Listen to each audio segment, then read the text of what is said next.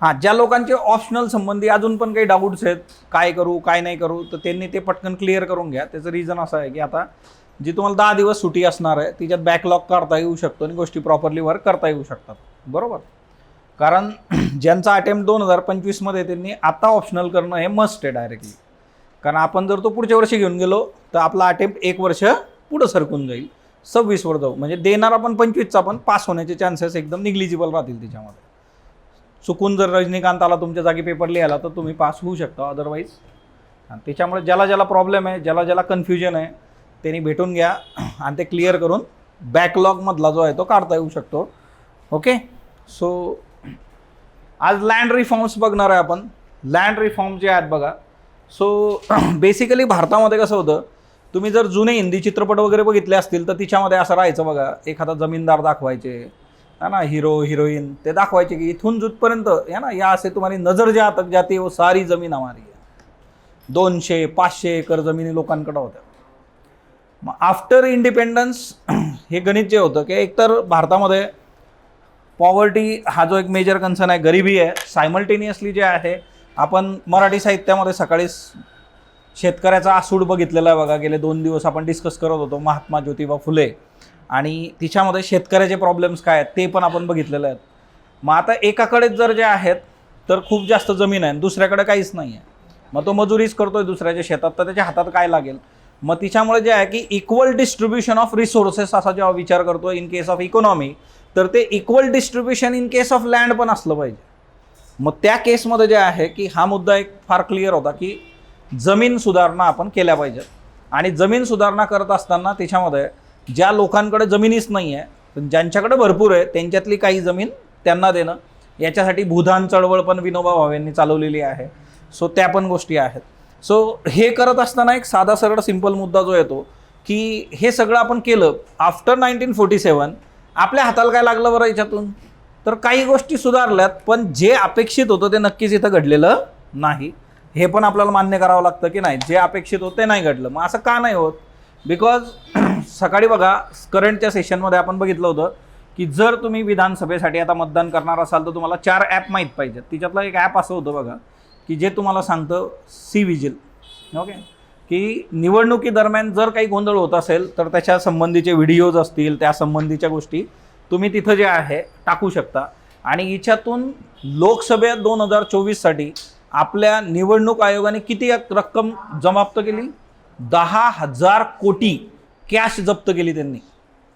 याचा अर्थ काय आहे ना की मनी पॉवर आणि मसल पॉवर अशी चर्चा सकाळी झाली होती की आपल्याकडे जे आहे मनी पॉवर मसल पॉवर असे ज्याकडे 2 कन्सर्न आहेत, तर ज्यांच्याकडे मनी पॉवर आहे मसल पॉवर आहे त्या लोकांनी पण कुठंतरी लँड रिफॉर्म जे आहेत तर ते होऊ दिलेलं नाही आहेत. आणि लँड रिफॉर्ममधून ज्या गोष्टी व्हायला अपेक्षित होत्या तिथं त्यांनी ती आडकाठी आणलेली आहे. मीनवाईल ॲडमिनिस्ट्रेशनचे इश्यू आहेत, तर ते सगळे आपल्याला डिस्कस करायचे आहे बघा आज. ओके. सो लँड रिफॉर्म्स किंवा जमीन सुधारणा जे आहे हे बघत असताना जे आहे की लँड रिफॉर्म जे आहे ते काय असतं नेमकं, की जमीन सुधारणा म्हणजे काय. तर जमीन सुधारणा म्हणजे काय, improve the management, use and ownership of land. 3 शब्द आहेत बघा इथं. मॅनेजमेंट म्हणजे व्यवस्थापन, दुसरा शब्द आहे त्याचा वापर जमिनीचा, आणि तिसरी गोष्ट आहे ओनरशिप ऑफ लँड जे आहे मालकी जमिनीची. सो रिफॉर्म्स ज्यावेळेस तुम्ही बघता तर त्यावेळेस तुम्हाला जे आहे व्यवस्थापन एक महत्त्वाचं आहे, सायमल्टेनियसली त्याचा वापर जमिनीचा कशासाठी होणार आहे, तिसरी गोष्ट जी आहे मालकी जमिनीची जी आहे तर ती काय असणार आहे. सो भारतामध्ये जेवढे काही खटले आहेत तिच्यातले मोस्ट ऑफ द खटले जर तुम्ही ॲग्रिकल्चर किंवा रुरल हिच्यात गेला तर ते जमिनी संबंधीचे आहे. बरं, हे फक्त काही आजचं नाही आहे, हे पार तुम्ही इतिहासात जितकं मागे जाऊ शकता तितकं जर गेलं तर तिथं फक्त लँड आहे लँड आहे बघा. आपण चाणक्य जे आहे PSIR मध्ये शिकलेलो आहे तिथं लँडचा कन्सर्न आहे. वेदिक हिच्यामध्ये तुम्ही हिस्ट्रीमध्ये लँड जी आहे. सो या जमिनीवरून सगळं जे आहे सगळं गणित सातबाराचं आहे. व्यवस्थापन, वापर आणि मालकी याच्यात सुधारणा करणं जे आहे ते लँड रिफॉर्म्समध्ये गरजेचं आहे. मग आता याच्यासाठी जे आहे की कुठल्या कुठल्या गोष्टी, तर सोशल जस्टिस, सामाजिक न्याय जो आहे तो याच्यामध्ये अपेक्षित आहे बघा आपल्याला. सामाजिक न्याय जे आहे आणि समता अशा 2 गोष्टी कशासाठी करायचं लँड रिफॉर्म्स, तर या 2 गोष्टींसाठी करायचं. मग सामाजिक न्याय आणि समता. मग आता एकतर काय हे डिस्ट्रीब्युशन जे आहे बघा लँडचं, तर काही लोकांकडे मुठभर लोक अशी आहेत की ज्यांच्याकडे भरपूर जास्त जमीन आहे. मग ऑब्विसली काय होतं की तिथं समता राहत नाही. सामाजिक न्याय जो आहे तो हिच्यातून प्रस्थापित करणं, सेकंड जे आहे की ॲग्रिकल्चर प्रोडक्टिव्हिटी जी आहे, कारण हिच्यामध्ये अशी पण जमीन आहे की जी वर्षानुवर्ष पडू नये, कोणी तिच्याकडे बघत नाही, पडीत जमीन ज्याला म्हटलं जातं, फॉलो लँड जे आहे, तर त्याच्याकडे पण बघितलं पाहिजे, तिला प्रोडक्टिव्ह आपण बनवलं पाहिजे, हा पण कन्सर्न हिच्यामध्ये येतो. सो ॲग्रिकल्चर प्रोडक्टिव्हिटी जी आहे, सो आपल्याला जे प्रोडक्शन आहे ॲग्रिकल्चरचं ते वाढवायचं आहे आणि त्याच्या अनुषंगाने आपण काय वाढवणार, आपली अन्न सुरक्षा, फूड सिक्युरिटी. आज 16 ऑक्टोबर आहे बघा, वर्ल्ड फूड डे आज. ओके, आणि याच्या अनुषंगाने नंबर ऑफ आर्टिकल्स न्यूजपेपरमध्ये आलेले आहेत की भारतासारखा जो फूडमध्ये सेल्फ सफिशियंट असणारा देश आहे, तिच्यामध्ये कुठंतरी हंगर पण आहे. न्यूट्रिशनल हिच्यातून जर विचार केला तर हिडन हंगरचे केसेस आपल्यासमोर येतात. सो त्या केसमध्ये भारतातला हंगरचा प्रॉब्लेम सॉल्व्ह करणं हे पण तेवढंच गरजेचं आहे बघा. ग्रीन रिव्होल्यूशन 1, 2 हिच्यातून प्रोडक्शन वाढलं, पण स्टील अशी कितीतरी ताटं आहे की जिच्यामध्ये अन्नच नाही आहे आजच्या डेटमध्ये, मग त्याचं तुम्ही काय करणार. सो इथं जे आहे अन्न सुरक्षा, फूड सिक्युरिटी जे आहे, सो तो मुद्दा हिच्यामध्ये महत्त्वाचा आहे. देन रुरल डेव्हलपमेंट, ग्रामीण विकास, कारण जमीन ही डायरेक्टली कोणाशी संबंधित आहे, गावाशी संबंधित आहे, ती रुरल याच्याशी संबंधित आहे. ॲग्रिकल्चर लँड जे आहे, सो हिच्यामध्ये सस्टेनेबल, शाश्वत आणि जे आहे सर्वसमावेशक जे आहे विकास झाला पाहिजे बघा. सर्वसमावेशक विकास, रुरल डेव्हलपमेंट. ओके, ग्रामीण विकासामध्ये जमीन, ॲग्रिकल्चर, त्याचा शाश्वत विकास आणि सायमल्टेनियसली सर्वसमावेशक विकास जो आहे. लँडची ओनरशिप जी आहे बघा, मालकी, है ना. आपण अशा न्यूज बघत असतो बघा, है ना. मधल्या काळामध्ये पुण्यात एक न्यूज आली होती, है ना, बहिणीने भावाचा काटा काढला, है ना, एका खोलीसाठी जे आहे. ती खोली म्हणजे काय, ती लँड आहे बघा, जमीन आहे ती. ओके, शहरामध्ये गणित तेच आहे जमिनीचं. मग ती दुसऱ्या मजल्यावर असू दे, तिसऱ्या मजल्यावर असू दे, सत्य बघा केवढ्या शिंका यायला लागल्या याला जमिनीच्या. सो बेसिकली जे आहे की लँड ओनरशिप जी आहे, 7/12 कुणाच्या नावावर आहे, है ना. मला माझी जमीन द्या, मला माझा हिस्सा द्या. एकामेकाच्या डोक्यात जे आहे दगड टाकणारी आणि काठ्या टाकणारी लोक आपल्याला भेटतात बघा, बांधावरून भांडणं कशी होतात. सो बेसिकली ओनरशिप जी आहे. आता आपल्याला काय करायचं याच्यामध्ये की जो टेनंट आहे, जो ती भाडेपट्ट्यानी शेती करतोय किंवा जो लँडलेस फार्मर आहे बघा, त्याच्याकडे तुम्ही गेलं पाहिजे की ज्याच्याकडे खूप जमीन आहे, पडून आहे, ती त्याला द्या. मग विनोबा भावे 1951 जे आहे भूदान, त्याच्यानंतर 1954 ग्रामदान आलं बघा.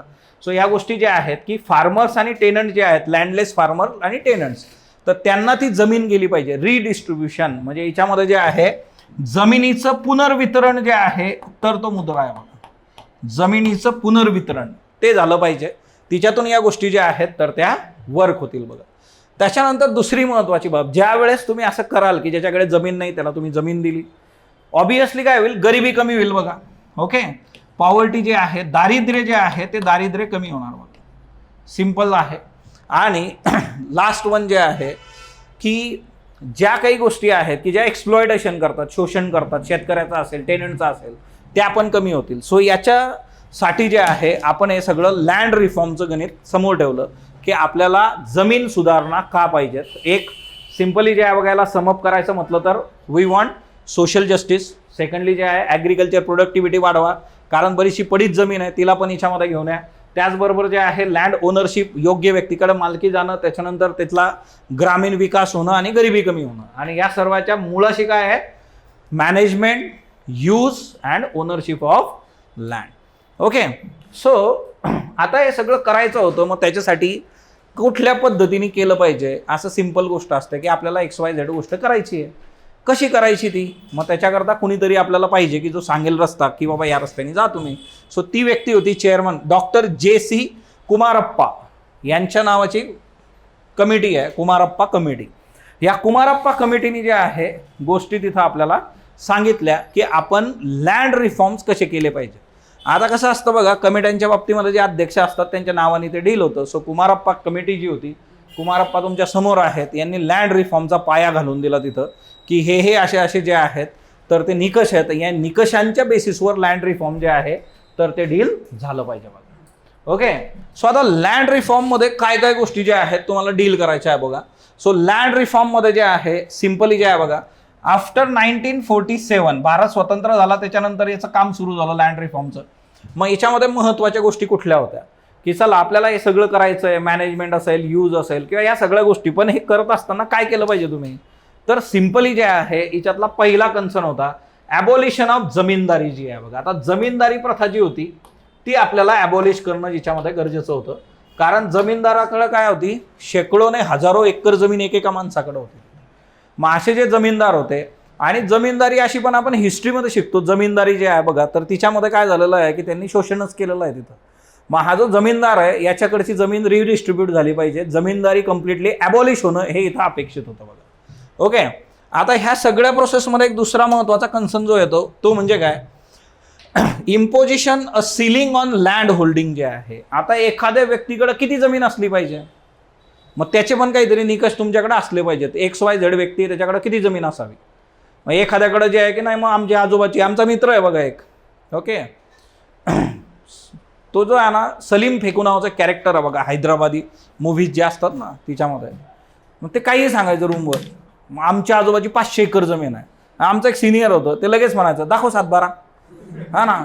सो हे जे सगळं आहे की एकाच्या नावावर किती जमीन असू शकते, मग आपण त्याच्याकडे पण जाऊ की हे जे ॲक्ट्स आहेत तिच्यामध्ये किती जमीन एका व्यक्तीकडे असू शकते, एका फॅमिलीकडे किती असू शकते. देन टेनन्सी रिफॉर्म जे आहेत की भाडेपट्टा जो असतो बघा, त्याच्यासाठी जे रेंट असणार आहे ते किती असलं पाहिजे जमिनीच्या बाबतीमध्ये. सो तो एक मुद्दा याच्यामध्ये जे आहे भाडेकरारानुसार ज्या गोष्टी होतील.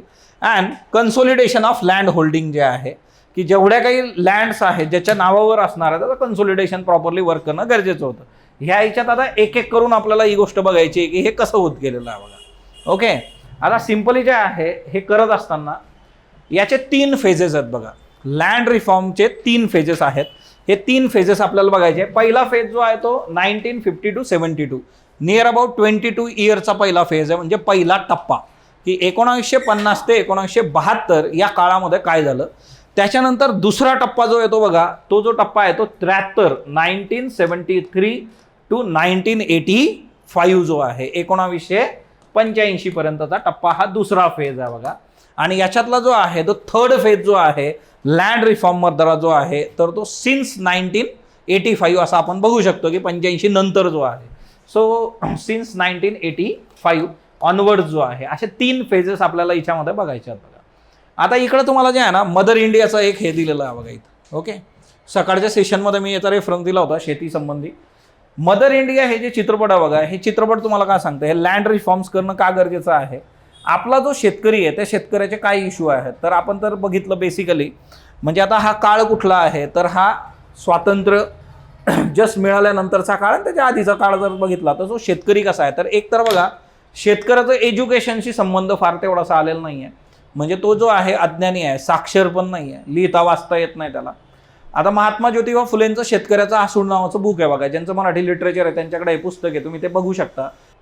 सो बेसिकली हिच्यामध्ये एक सिंपल गोष्ट जी येते ती म्हणजे काय की ह्या प्रोसेसमध्ये शेतकरी जो होता त्या काळातला त्याच्याकडं जे आहे नॉलेज नाही आहे, एज्युकेशन नाही आहे, लिहिता वाचता येत नाही. तर ते जे शेतकऱ्याचं आसूड नावाचं बुक आहे बघा, तिच्यातलं जे 4थं चॅप्टर आहे त्या 4थ्या चॅप्टरमध्ये सगळ्यात महत्त्वाची एक गोष्ट लक्षात घ्या, तिथं शेतकऱ्याची स्थिती काय त्याचं वर्णन आहे, ते प्रत्येकाने वाचून घ्यायचं बघा. म्हणजे महात्मा ज्योतिबा फुलेंनी अतिशय परखडपणे सगळ्या गोष्टी तिथं मांडलेल्या आहेत की शेतकरी कसा होता. ते शेतकऱ्याचं स्वतःचं गणित आहे की त्याच्यावर टॅक्सेस देऊन देऊन तो परेशान आहे, लिहिता वाचता येत नाही म्हणून व्यापार करू शकत नाही, दुसरीकडे सगळं सोडून जायचं तर स्किल त्याच्याकडे दुसरं कुठलं नाही की तो दुसरीकडे जाऊन जॉब काय करणार. हा मदर इंडिया नावाचा जो चित्रपट आहे बघा, हिच्यामध्ये जो आहे ना हा रोल जो आहे बघा सुनील दत्त जे आहे, नर्गिसने आईचा रोल प्ले केलेला आहे. आणि हा बिरजू आहे बघा, हे जे कॅरेक्टर आहे हे बिरजू कॅरेक्टर आहे, सुनील दत्त यांनी प्ले केलेलं. जो बिरजू असतो ना, बिरजू असा एकदम अँग्री यंग मॅन आहे तिच्यामध्ये आणि त्याच्यावर केंद्रस्थानी तो आहे त्या मूवीमध्ये. आणि त्याची आई जी आहे, आता यांनी गावाच्या सावकाराकडून लोन घेतलेलं असतं कर्ज. सावकाराचं गणित असं असतं नियर अबाउट की 25% तो घेणार, 75% तुम्ही घ्याल, असं सगळं ते असतं. पण सावकार करतो काय, उलटं गणित बसवतो तिथं. आणि या पिक्चरमध्ये एक महत्त्वाची गोष्ट अशी असते की ज्या वेळेस बिरजू सावकाराच्या अंगावर धावून जातो की तू आम्हाला फसवतोयस, आम्ही तुला एवढं सगळं दिलेलं आहे तरी तू आम्हाला त्रास देतोस वगैरे वगैरे, तेव्हा सावकार एकदम शांतपणे म्हणतो की मी काही कोणाला त्रास दिलेला नाही, हे सगळं तुमचं रेकॉर्ड आहे, घ्या आणि वाचा. आणि बिरजू जो आहे ते स्वतः हातात घेतो. बिरजूला लिहिता वाचता येत नाही, मग त्याला कळतच नाही ते काय आहे. मग बिरजू गावातल्या प्रत्येक तिथं लोक जमलेली असतात, तू घास, अख्खं गाव अडाणी. मग करणार काय. मग सावकार किंवा एखादी व्यक्ती एक्सप्लॉइट का करते तर मग तिच्यात बेसिक होतं अज्ञान जे आहे. आणि म्हणून महात्मा फुलेंनी ते लिहिलेलं आहे, हे सर्व अनर्थ कोणी केले, अविद्येने केलेलं आहे. मती गेली, नीती गेली, है ना, अविद्या. सो आपल्याला काय आहे की आजच्या डेटमध्ये या गोष्टी ज्या आहेत आफ्टर 1947 होता कामा नये, शेतकऱ्यासाठी गोष्टी सोप्या झाल्या पाहिजेत, याच्याकरता हा सिनॅरिओ होता सगळा. मग आता याच्यातला जो पहिला फेज आहे बघा 1950 to 72 22 वर्षाचा जवळपास हा फेज आहे की याच्यामध्ये जे रिफॉर्म झाले त्या 3 महत्वाच्या गोष्टी होत्या बघा. ॲबॉलिशन ऑफ इंटरमिजिएटरी, म्हणजे जो मधला दुवा आहे तो बाजूला काढा. हा मधला दुवा कोण आहे? जमीनदार आहे बघा. ओके, जमीनदार जो आहे त्याला बाजूला काढा, जमीनदारी आपल्याला नको आहे बघा.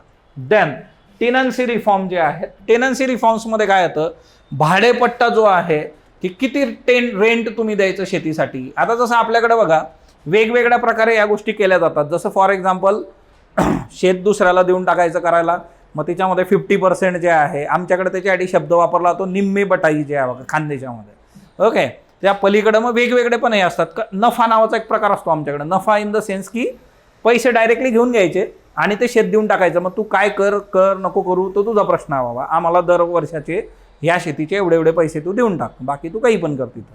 सो बेसिकली हे वेगवेगळे जे काही कन्सर्न आहे आणि याच्यामध्ये जे होतं बघा टेनन्सी जे आहे की जे काही करार होणार आहेत, ॲग्रीमेंट्स जे काही असतील शेती संबंधीचे, ते कसे असले पाहिजेत. तिच्यामध्ये कुणालाही जे आहे लुटता कामा नये, कुणाला जे आहे लबाडी त्याच्याबरोबर होता कामा नये बघा. आणि दुसरं जे असतं बघा की त्या विशिष्ट कालावधीसाठी त्यांनी जर शेती घेतली आहे तर त्याला ती टेन्युअरमध्ये सिक्युरिटी मिळाली पाहिजे. म्हणजे फॉर एक्झाम्पल माझ्याकडून माझी शेती जर एखाद्या व्यक्तीने 2 वर्षासाठी घेतली तर मी तिथं 2 वर्ष त्याला त्रास देता कामा नाही. ओके, सो जी टेन्युअर असणार आहे, जो काळ असेल त्या काळासाठी त्या टेन्युअरमध्ये जे आहे त्याला सिक्युरिटी मिळाली पाहिजे. हा पण एक महत्त्वाचा आस्पेक्ट त्याच्यामध्ये होता बघा. आता याच्यातली जी दुसरी महत्त्वाची बाब आहे ती म्हणजे काय की रिडिस्ट्रीब्युशन थ्रू लँड सिलिंग जे आहे. आता ज्यांच्याकडे खूप जास्त जमीन आहे त्यांच्याकडची जमीन काय झाली पाहिजे, रिडिस्ट्रीब्यूट झाली पाहिजे. कुणाला? आयदर टेनंट्स असतील किंवा लँडलेस फार्मर जो असेल त्याला, की ज्या शेतकऱ्याकडे जमीनच नाही अशा शेतकऱ्याला ती द्यायची. मग याच्यासाठी कायदा आणला का आपण, तर यस 1960s मध्ये जे आहे लँड सिलिंग ऍक्ट भारतामध्ये आपण घेऊन आलो. आणि या कायद्यानुसार गोष्टी कशात बघा, हा कायदा जो आला होता इम्प्लिमेंट झाला होता 1961 मध्ये, 1961. या कायद्यानुसार असं आहे की एक फॅमिली युनिट असं यांनी डिफाईन केलं बघा याच्यामध्ये, की फॅमिली युनिट म्हणजे काय, 5 मेंबर्सला त्यांनी जे आहे फॅमिली युनिट म्हणून कन्सिडर केलं. मग याच्यामध्ये 5 लोक जे आहेत ती एका युनिटमध्ये असतील. मग हे कसं आहे, हम दो हमारे 3 वगैरे तसं काही नाही, 5 लोक जे आहेत. ओके, मग तिच्यात 2 आजी बाबा, 2 आई वडील, 1 मुलगा मुलगी. ओके, 5 लोकांचं एक युनिट जे आहे. सायमल्टेनियसली लँड ओनरशिपला इथं जे आहे लिमिटेशन्स आलेत की तुमच्याकडे लँड किती असू शकते. मग यांच्याकडे किती असू शकते, फॅमिली ऑफ 5 मेंबर जे आहेत त्यांच्याकडे maximum 10 to 27 acres of irrigated land असू शकते बघा. म्हणजे बागायती जमीन किती असेल तुमच्याकडं, जास्तीत जास्त 27 एकर, कमीत कमी 10 एकरपर्यंत, 10 ते 27 एकर बागायती जमीन तुमच्याकडे असू शकते इरिगेटेड लँड. आणि 35 to 54 acres of dry land तुमच्याकडे असू शकते. म्हणजे जिरायती जमीन जी आहे, मॉन्सूनवर जिचं काम चालतं अशी जमीन जी आहे ती किती असू शकते, 35 ते 54 acre. This is very important की लिमिटेशन्स किती आहेत बघा.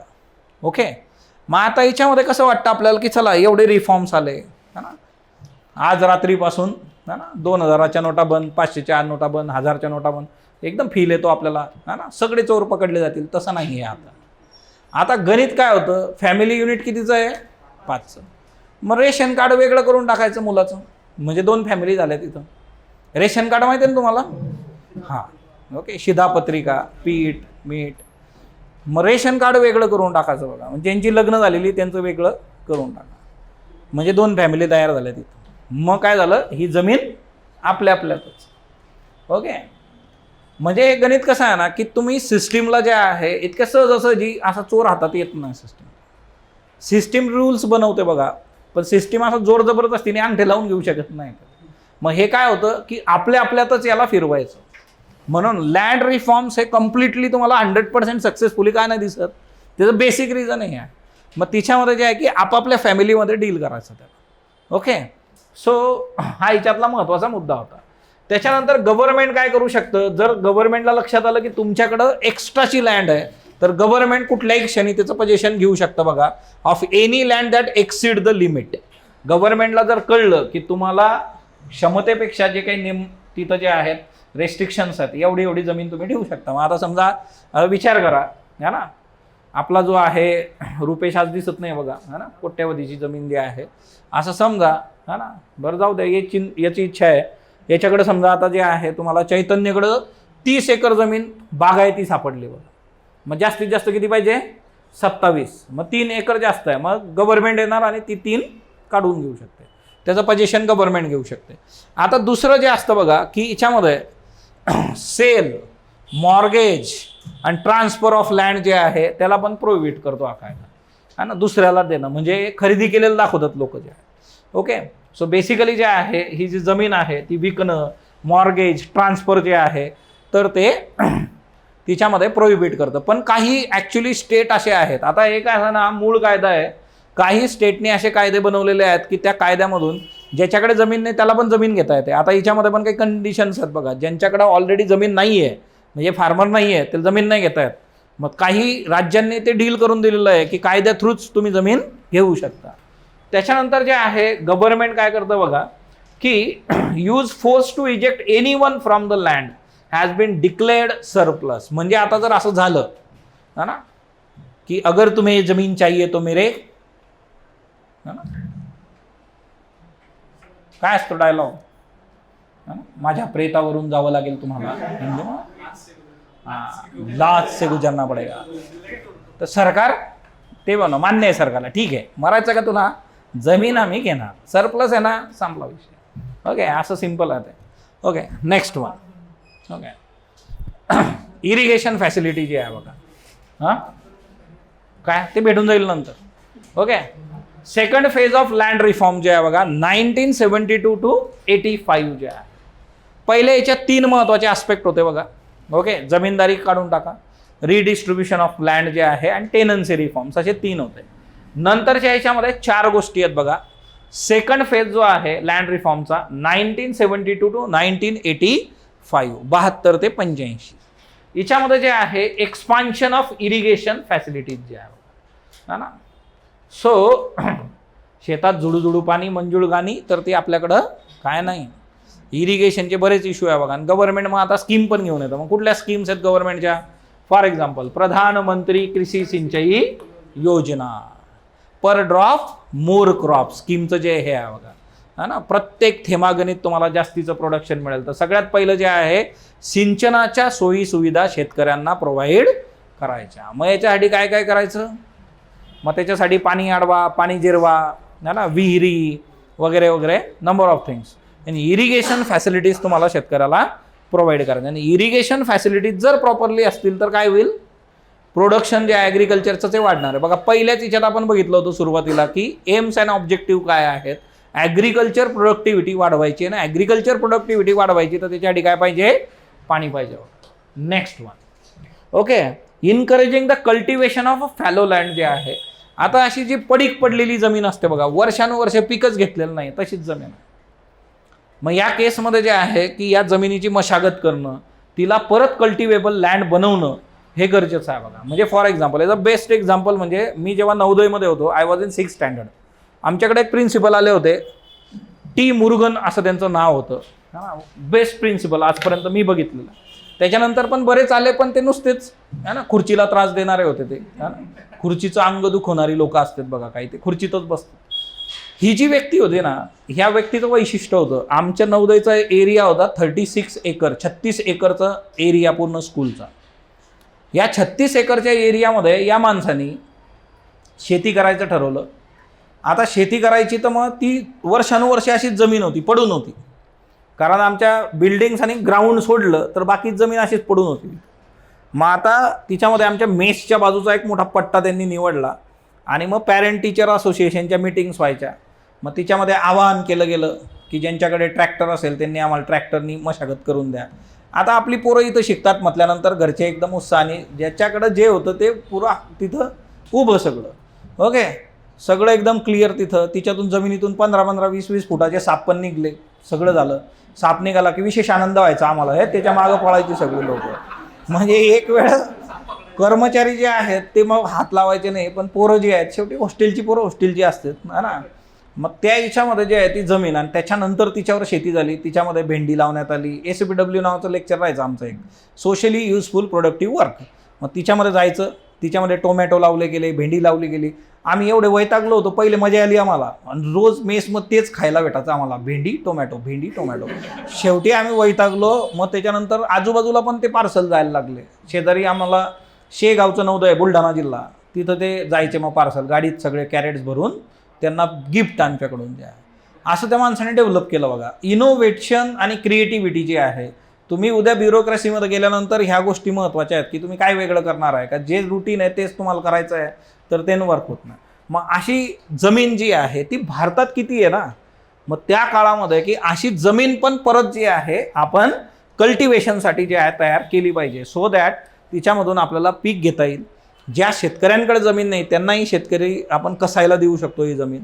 ओके, सो अशा पद्धतीने जे आहे आपण इन्करेज केलं बघा की अशी जी जमीन आहे तिच्यावर तुम्ही झाडं लावा. मग आता पीक घ्या समजा, मग त्याच्याकरता पण आता तर बऱ्याच गोष्टी पुढे गेलेल्या आहेत. जिथं जास्त सुपीकता नसेल त्याच्यासाठी ड्रॅगन फ्रूट आलेलं आहे बघा. ओके, सो अशा पण गोष्टी ज्या आहेत त्या लावल्या जातात, बरेचसे ऑप्शन्स मिळाले. सो त्या काळात पण ते शक्य ते ज्या गोष्टी होत्या तशा दिल्या गेल्या आणि अशी जमीन जी आहे कल्टिवेशन अंडर येण्यासाठी प्रयत्न केले गेले बघा. देन या सेकंड फेजमध्ये दुसरा जो कन्सर्न होता तो होता 3 नंबरचा, promoting and settlement of nomads and pastoral communities जे आहेत बघा. आता हे सगळे जे फिरस्तीवर असणारे भटकंती करणाऱ्या जेवढ्या काही जमाती आहेत बघा, वर्षानुवर्ष ही लोक भटकंती करतात. मग यांनाच एखाद्या ठिकाणी जे आहे प्रॉपरली बसवायचं, तिथंच त्यांचं जे पुनर्वसन करायचं आणि तिथं त्यांना स्टेबल करायचा प्रयत्न करायचा. हा पण याच्यातला एक मुद्दा होता, कारण यांच्याकडे जे आहेत एवढे सगळे जे प्राणी घेऊन ते फिरत असतात बघा. सो नोमॅड अँड जे आहेत पॅस्टोरल कम्युनिटीज ज्या आहेत त्यांच्या सेटलमेंटसाठी प्रयत्न करायचे बघा. आता तिच्यामुळे होईल काय, ते जर एकाच ठिकाणी राहिले तर ऑब्वियसली तिथं जमीन कसली जाऊ शकते. त्यांच्याकडे एवढे प्राणी म्हटल्यानंतर त्या जमिनीला सुपीकता मिळू शकते, फर्टिलायझर्स मिळतील नॅचरली जे आहे. आणि ही लोक जी वन फिरत असतात, शेवटी त्यांचं पण आयुष्य तसंच आहे. सो त्यांना सेटल केलं तर मग तिच्यातून त्यांचं पण लाईफ जे आहे तर ते सस्टेनेबल बनून जातं. ऑब्वियसली गोष्टी ज्या आहेत तर त्या चांगल्या होतात. सो हा पण एक मुद्दा याच्यामध्ये होता की settlement of nomads and पॅस्टोरियल communities जे आहे यांच्यावर आपल्याला काम करणं अपेक्षित होतं बघा याच्यामध्ये. ओके, त्याच्यानंतर नेक्स्ट जो कन्सर्न होता तो होता की वेस्टलँड डेव्हलपमेंट एजन्सी जी आहे ती तयार करायची बघा.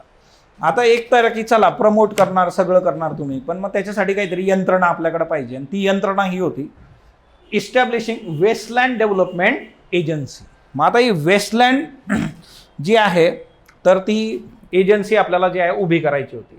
मग याचंच प्रारूप आपल्याला काय दिसतं, 1985 काय आलं, नॅशनल वेस्टलँड डेव्हलपमेंट बोर्ड आलं बघा.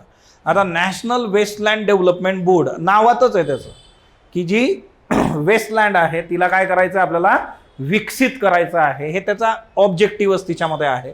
आणि मग हे प्रोडक्टिव्ह पर्पजसाठी वर्क करायचं. अफॉरेस्ट्रेशन जे आहे, अफॉरेस्ट्रेशन झाडं लावा तिथं मोठ्या प्रमाणावर जी आहेत ती, ट्री प्लांटेशन करा. आणि याच्यामधून जे आहे integrated watershed development programme 1989 to 1990 हा साकारला गेला बघा. सो इथून जे आहे वेस्टलँड डेव्हलपमेंट प्रोग्राम जे आहेत 1989 ते 90 जे आहेत तर ते डील होत गेले.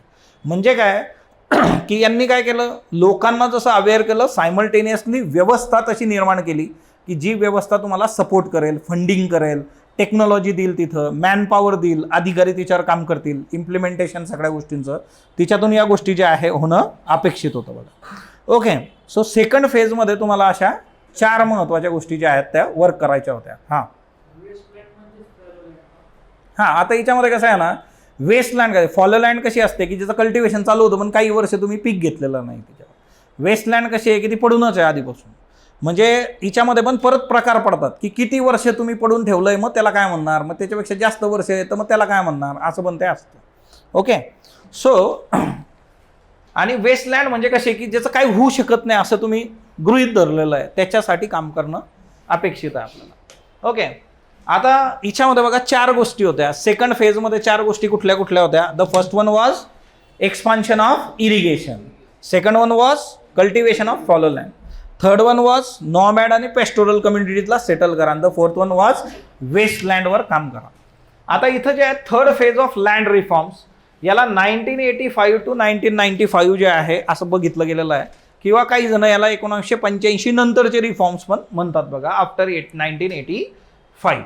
आता याच्यामध्ये पण जे आहे 3 महत्वाच्या बाबी होत्या. The first one is watershed development project जे आहे बघा, आता खाली फोटो आहे वॉटरशेड डेव्हलपमेंटसाठीचा जो आहे. अशा केस स्टडीज पण NCERT मध्ये आहेत की तुम्हाला जे आहे इरिगेशन फॅसिलिटीज, पाणी अडवा पाणी Zirwa. So watershed development project जे आहे हे काय करतात, balance use, regeneration and conservation of land and water resources, 2 गोष्टी याच्यामध्ये आहेत. आपली जी जमीन आहे आणि आपल्याकडे जे असलेलं पाणी आहे बघा, या दोघांचा संतुलित वापर याच्यामध्ये सांगितलेला आहे. बॅलन्स यूज जे आहे लँड अँड वॉटर, हे 2 रिसोर्सेस खूप महत्त्वाचे आहेत. तुमच्याकडे नुसती जमीन असून काय फायदा नाही, जर पाणी असेल तर प्रोडक्शन घेऊ शकत नाही. नुसतं पाणी आहे पण जमीन नाही तरी पण काही फायदा नाही आहे. सो या दोघांचा बॅलन्स जो आहे तो याच्यात महत्त्वाचा आहे. आता यामध्ये जे आहे इम्प्रूव्ड ॲग्रिकल्चर यील्ड जे आहे बघा, आता आपल्याला का करायचं होतं हे, की हा बॅलन्स का साधला गेला पाहिजे लँड अँड वॉटरचा, टू इम्प्रूव्ह ॲग्रिकल्चर यील्ड. आपलं जे कृषी उत्पादन आहे ते उत्पादन वाढवण्यासाठी आपल्याला हे गरजेचं आहे. ओके, इम्प्रूव्ड ॲग्रिकल्चर यील्ड कशासाठी पाहिजे, कृषी उत्पादन जे आहे.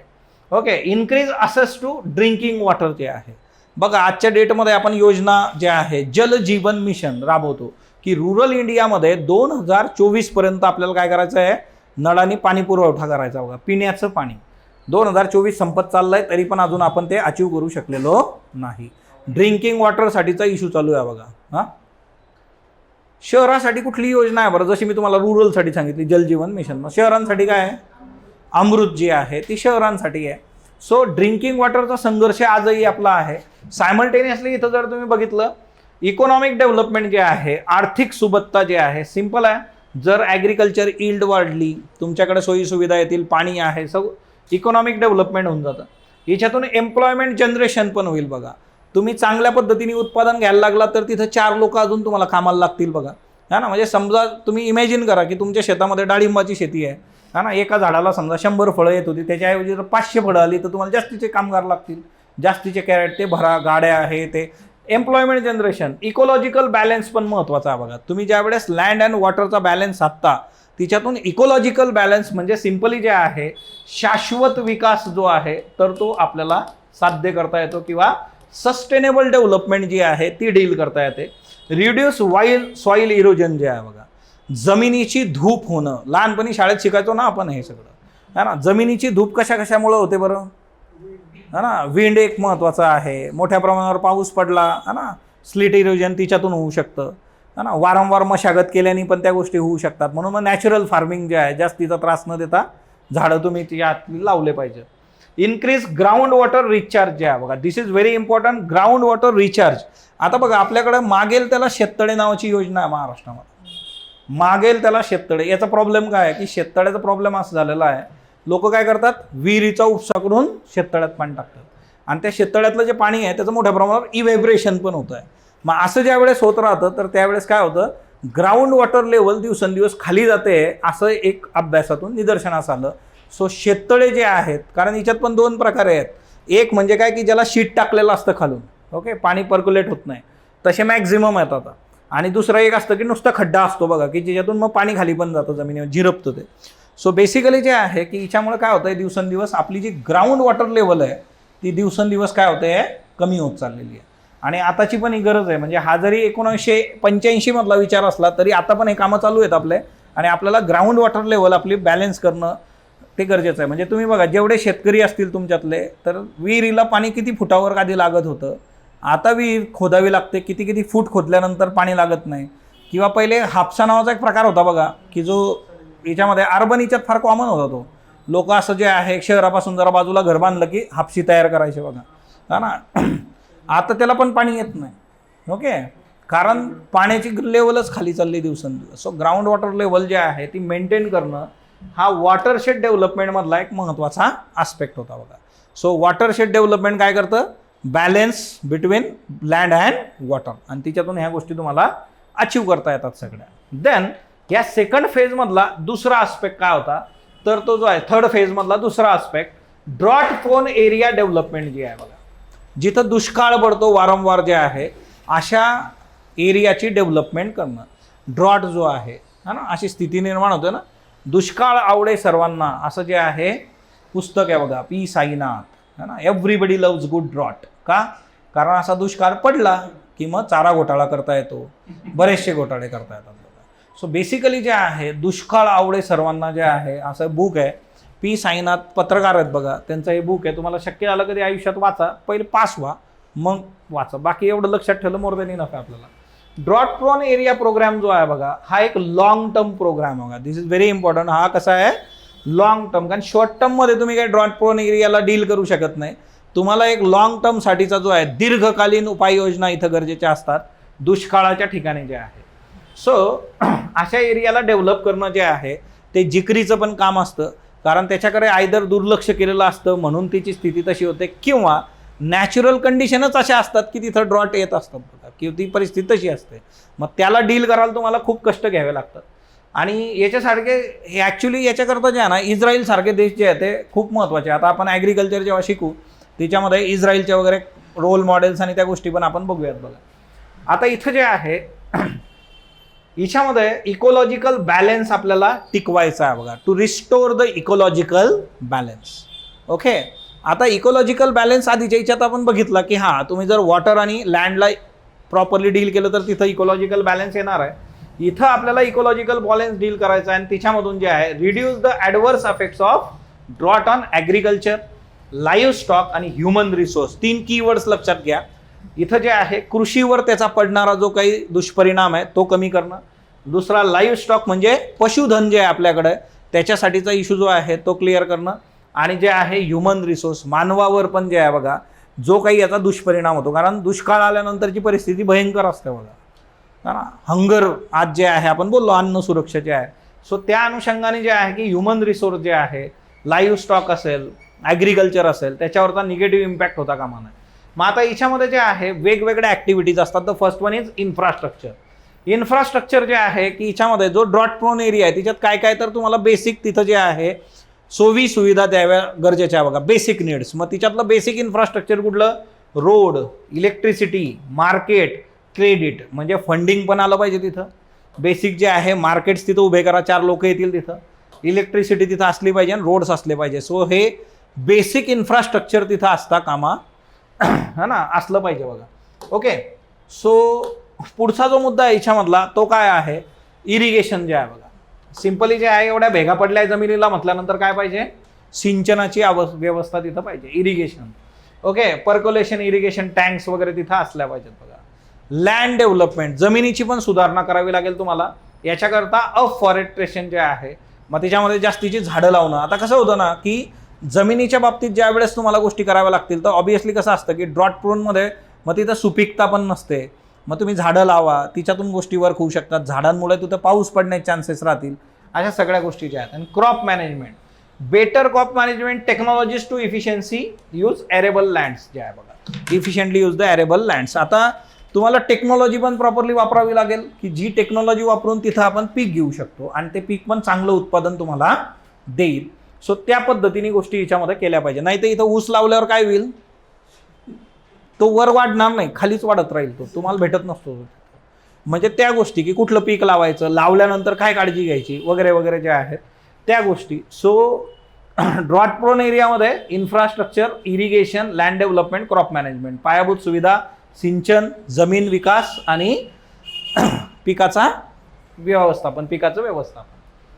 त्याच्यानंतर याच्यातला थर्ड फेजमधला तिसरा मुद्दा जो आहे तो आहे third phase land reforms 1985 desert area development programme जो आहे बघा. जे आपले वाळवंट आहे त्याचा विकास करायचा. ओके. सो वाळवंटाचा विकास करण्यासाठी एक तर बघा आजच्या डेटमध्ये जे आहे ना एक न्यूजमध्ये टर्म असते मधून एन्व्हायरमेंटल रिफ्युजी. एन्व्हायरमेंटल रिफ्युजी नावाचं प्रकरण एक असतं बघा. हे काय प्रकरण असतं? रिफ्युजी म्हटल्यानंतर एक पिक्चर आठवतो मला, हा, अभिषेक आणि करीना, हा, दोघांचं एकदम डेब्यू केला होता त्यांनी, हा ना. पिक्चर कसा नसावा आणि कुणाला घेऊ नये याचं बेस्ट एक्झाम्पल होतं रिफ्युजी म्हणजे काय, हा ना. ॲक्टिंग 0 मायनस, हा ना, असे ते होते. पण ते कसं आहे घरचा कारखाना असल्यानंतर चालूच नव्हते ती गोष्ट. आता एन्व्हायरमेंटल रिफ्युजी नावाचं प्रकरण काय असतं बघा. सो एन्व्हायरमेंटल रिफ्युजी म्हणजे काय की अशी सिच्युएशन तुमच्या समोर कोण निर्माण करतं, पर्यावरण. आता रिफ्युजी ऍक्च्युली ही टर्म पॉलिटिकल मध्ये वापरली जाते की पॉलिटिकल इनस्टॅबिलिटी जी असते तिच्यामुळे बरीचशी लोक मायग्रेट होतात आणि ते दुसऱ्या देशांमध्ये येणार है ना, बेकायदेशीर स्थलांतर करणार, ते रिफ्युजी. इथं जे आहे एन्व्हायरमेंटल रिफ्युजी म्हणजे पर्यावरण अशी स्थिती निर्माण करतं की तुम्हाला सोडून निघून जावं लागतं. आता समजा तुम्ही जिथं राहता तिथं जर पाणीच नसेल, खायलाच नसेल, तर तुम्ही राहाल का तिथं? तुम्हाला दुसरीकडे जावं लागेल जिथं पाणी आहे, जिथं खायला आहे. ऑब्विसली तसा कन्सर्न आहे हा. एन्व्हायरमेंटल रिफ्युजी जे आहे, पर्यावरण जे आहे ते इतकं आणि आता सध्या रिपोर्ट जे काही येतात की लँडचं डझर्टिफिकेशन मोठ्या प्रमाणावर होत चाललेलं आहे बघा. म्हणजे जी जमीन आहे त्याचं वाळवंटीकरण मोठ्या प्रमाणावर होत आहे. त्याची कारणं भरपूर आहेत, global warming and all that. Okay, so ते पर्यावरणामध्ये शिकता तुम्ही, तिकडं आपण नाही जाणार आता. कॉम्बॅक्ट डझर्टिफिकेशन जे आहे, सो जे वाळवंटीकरण होतं आहे ना त्याला थांबवता येईल का तुम्हाला, त्याच्यावर काम करणं. लिव्हिंग स्टँडर्ड इन ॲरिड रिजन जे आहे, इथली जी लोक आहेत त्यांचं लिव्हिंग स्टँडर्ड जे आहे, त्यांच्या आयुष्याची जगण्याची गुणवत्ता तुम्ही वाढवू कशी शकता त्याच्यावर तुम्ही काम केलं पाहिजे. अशा 2 गोष्टी आहेत डेझर्ट एरिया डेव्हलपमेंटमध्ये ज्या बघा. ओके, सो बेसिकली 3 फेजेसचा जर विचार केला तर अशा 3 गोष्टी याच्यामध्ये मिळतात. पहिल्या याच्यामध्ये किती गोष्टी होत्या? 3 गोष्टी होत्या बघा. एक होतं ॲबॉलिशन ऑफ, पहिली फेज जी आहे ती है ना, ॲबॉलिशन ऑफ इंटरमिजिएटरीज ऑर जमीनदार जे आहे. दुसरं होतं टेनन्सी रिफॉर्म होते. तिसरं जे होतं ते होतं लँड सिलिंग जे आहे. दुसऱ्या फेजमध्ये 4 गोष्टी होत्या. इरिगेशन होतं है ना, फॅलो लँडला तुम्ही जे आहे परत कल्टिवेशनकडे घेऊन जा. तिसरं जे होतं की नोमॅड्स जे आहेत त्यांना सेटल करा. आणि चौथी गोष्ट होती वेस्टलँडवर काम करा. आणि तर तिसरा फेज आहे तिच्यातल्या 3 गोष्टी ज्या आहेत त्या म्हणजे watershed development, second one was drought prone आणि थर्ड वन डझर्ट. अशा याच्यामध्ये लँड रिफॉर्म्सवर काम आपल्या इथं सुरू होतं. बरं, हे काम सुरू असताना जे आहे प्रॉब्लेम्स येतात का? तर भरपूर प्रॉब्लेम्स येतात. आता इथं आपण शिकतोच ते रोज, कन्सेप्ट चॅलेंजेस सोल्युशन. ओके, असंच आहे ते. सो बेसिकली हे करत असताना काय काय चॅलेंजेस आपल्याला फेस करावे लागलेत, मग याच्यामधले काय काय चॅलेंजेस आहेत बघा. ओके, पहिलं जे आहे इम्प्लिमेंटेशनमध्ये प्रॉब्लेम्स आलेत बघा. ओके, सगळ्यात पहिला प्रॉब्लेम काय आहे? इम्प्लिमेंटेशन. जेव्हा आपण सांगतो की तुम्ही आता बागायती फक्त 27 एकर ठेवू शकता तुमच्याकडं, बाकीची जमीन ठेवता येणार नाही, ते म्हणणार असं कसं? आमच्या आजोबाची आहे, आमच्या पंजोबांनी घाम गाडला आहे, विशेष येत नाही, आम्ही का म्हणून देऊ? मग आता याच्यामध्ये जे असतं की इम्प्लिमेंटेशन म्हणजे काय? अंमलबजावणी. मग अंमलबजावणी करताना काय काय गोष्टी मॅटर करतात इथं? तर ॲडमिनिस्ट्रेटिव्ह जे काही इश्यू आहे बघा. ओके, ॲडमिनिस्ट्रेटिव्ह इश्यूज, प्रशासनाच्या आधारे जे आहे, प्रशासन जे आहे ते प्रॉपरली वर्क करत नाही तिथं. ओके, मग प्रशासनामधला करप्शन जो आहे, भ्रष्टाचार. ओके, अधिकारी जे आहेत. ओके, सो भ्रष्टाचार जे आहे तो तिथं आहे मोठ्या प्रमाणावर, इम्प्लिमेंटेशन होत नाही. दुसरं असतं पॉलिटिकल विल. तुम्ही जर आमचं नाव घेतलं तर आम्ही तुम्हाला मतं देणार नाही, आम्ही सांगतो तसं केलं नाही तुम्हाला मतं देणार नाही, मग तुम्ही सत्तेत राहणार नाही. मग हे म्हणतं फक्त ठीक आहे, काय करायचं? पाय दाबून देतो. 20 नोव्हेंबर, 23 नोव्हेंबर, काय पाहिजे? डोक्याला तेल मालिश, काय पाहिजे? तू बोल फक्त. सो तिच्यामुळे दुसरा जो कन्सर्न आहे याच्यातला तो काय आहे? तो म्हणजे पॉलिटिकल विल. पॉलिटिकल विल जे आहे, राजकीय इच्छाशक्तीचा अभाव. ती लिडरशिप खूप कणखर लागते बघा. इतकी कणखर लिडरशिप लागते की नाही हे योग्य आहे ना हे अयोग्य आहे. त्या लिडरशिपला प्रत्येक लिडरला हे कळत असतं बघा, प्रत्येकाला कळतं आहे की काय योग्य आहे आणि काय अयोग्य आहे. पण योग्य जे आहे त्याच्या बाजूने उभं राहणं फार कमी लोकांना जमतं आणि ते इथं गरजेचं आहे. आणि तो पॉलिटिकल विल जी आहे ती याच्यामध्ये आपल्याला मॅटर करते. राजकीय इच्छाशक्ती जी आहे ती पाहिजे, पण त्या राजकीय इच्छाशक्तीचा अभाव आपल्याकडे आहे, म्हणून असे प्रॉब्लेम्स येतात. म्हणजे बघा, जिथं जिथं डेव्हलपमेंट झालेलं नाही आहे तिथं तुम्ही उत्तर लिहिताना हा मुद्दा वापरू शकता. जसं फॉर एक्झाम्पल आपण विचारतो बघा बऱ्याचदा की पश्चिम महाराष्ट्राच्या तुलनेमध्ये विदर्भाचा तेवढासा विकास झालेला नाही आहे, पश्चिम महाराष्ट्रात तुलनेमध्ये मराठवाड्याचा तेवढासा विकास झालेला नाही. काय कारण आहे याचं? तर तिच्यातलं एक कारण काय आहे? राजकीय इच्छाशक्तीचा अभाव, political will, lack of political will असं त्या. सो हे ज्या वेळेस आपण बघतो बघा, तर याच्यामध्ये दुसरा एक मुद्दा येतो, हिस्टॉरिकल कॉन्टेक्स्ट पण महत्त्वाचे आहेत बघा, हा ना. इतिहास जो आहे तो पण महत्त्वाचा आहे याच्यामध्ये. हिस्टॉरिकल जे आहे कॉन्टेक्स्ट.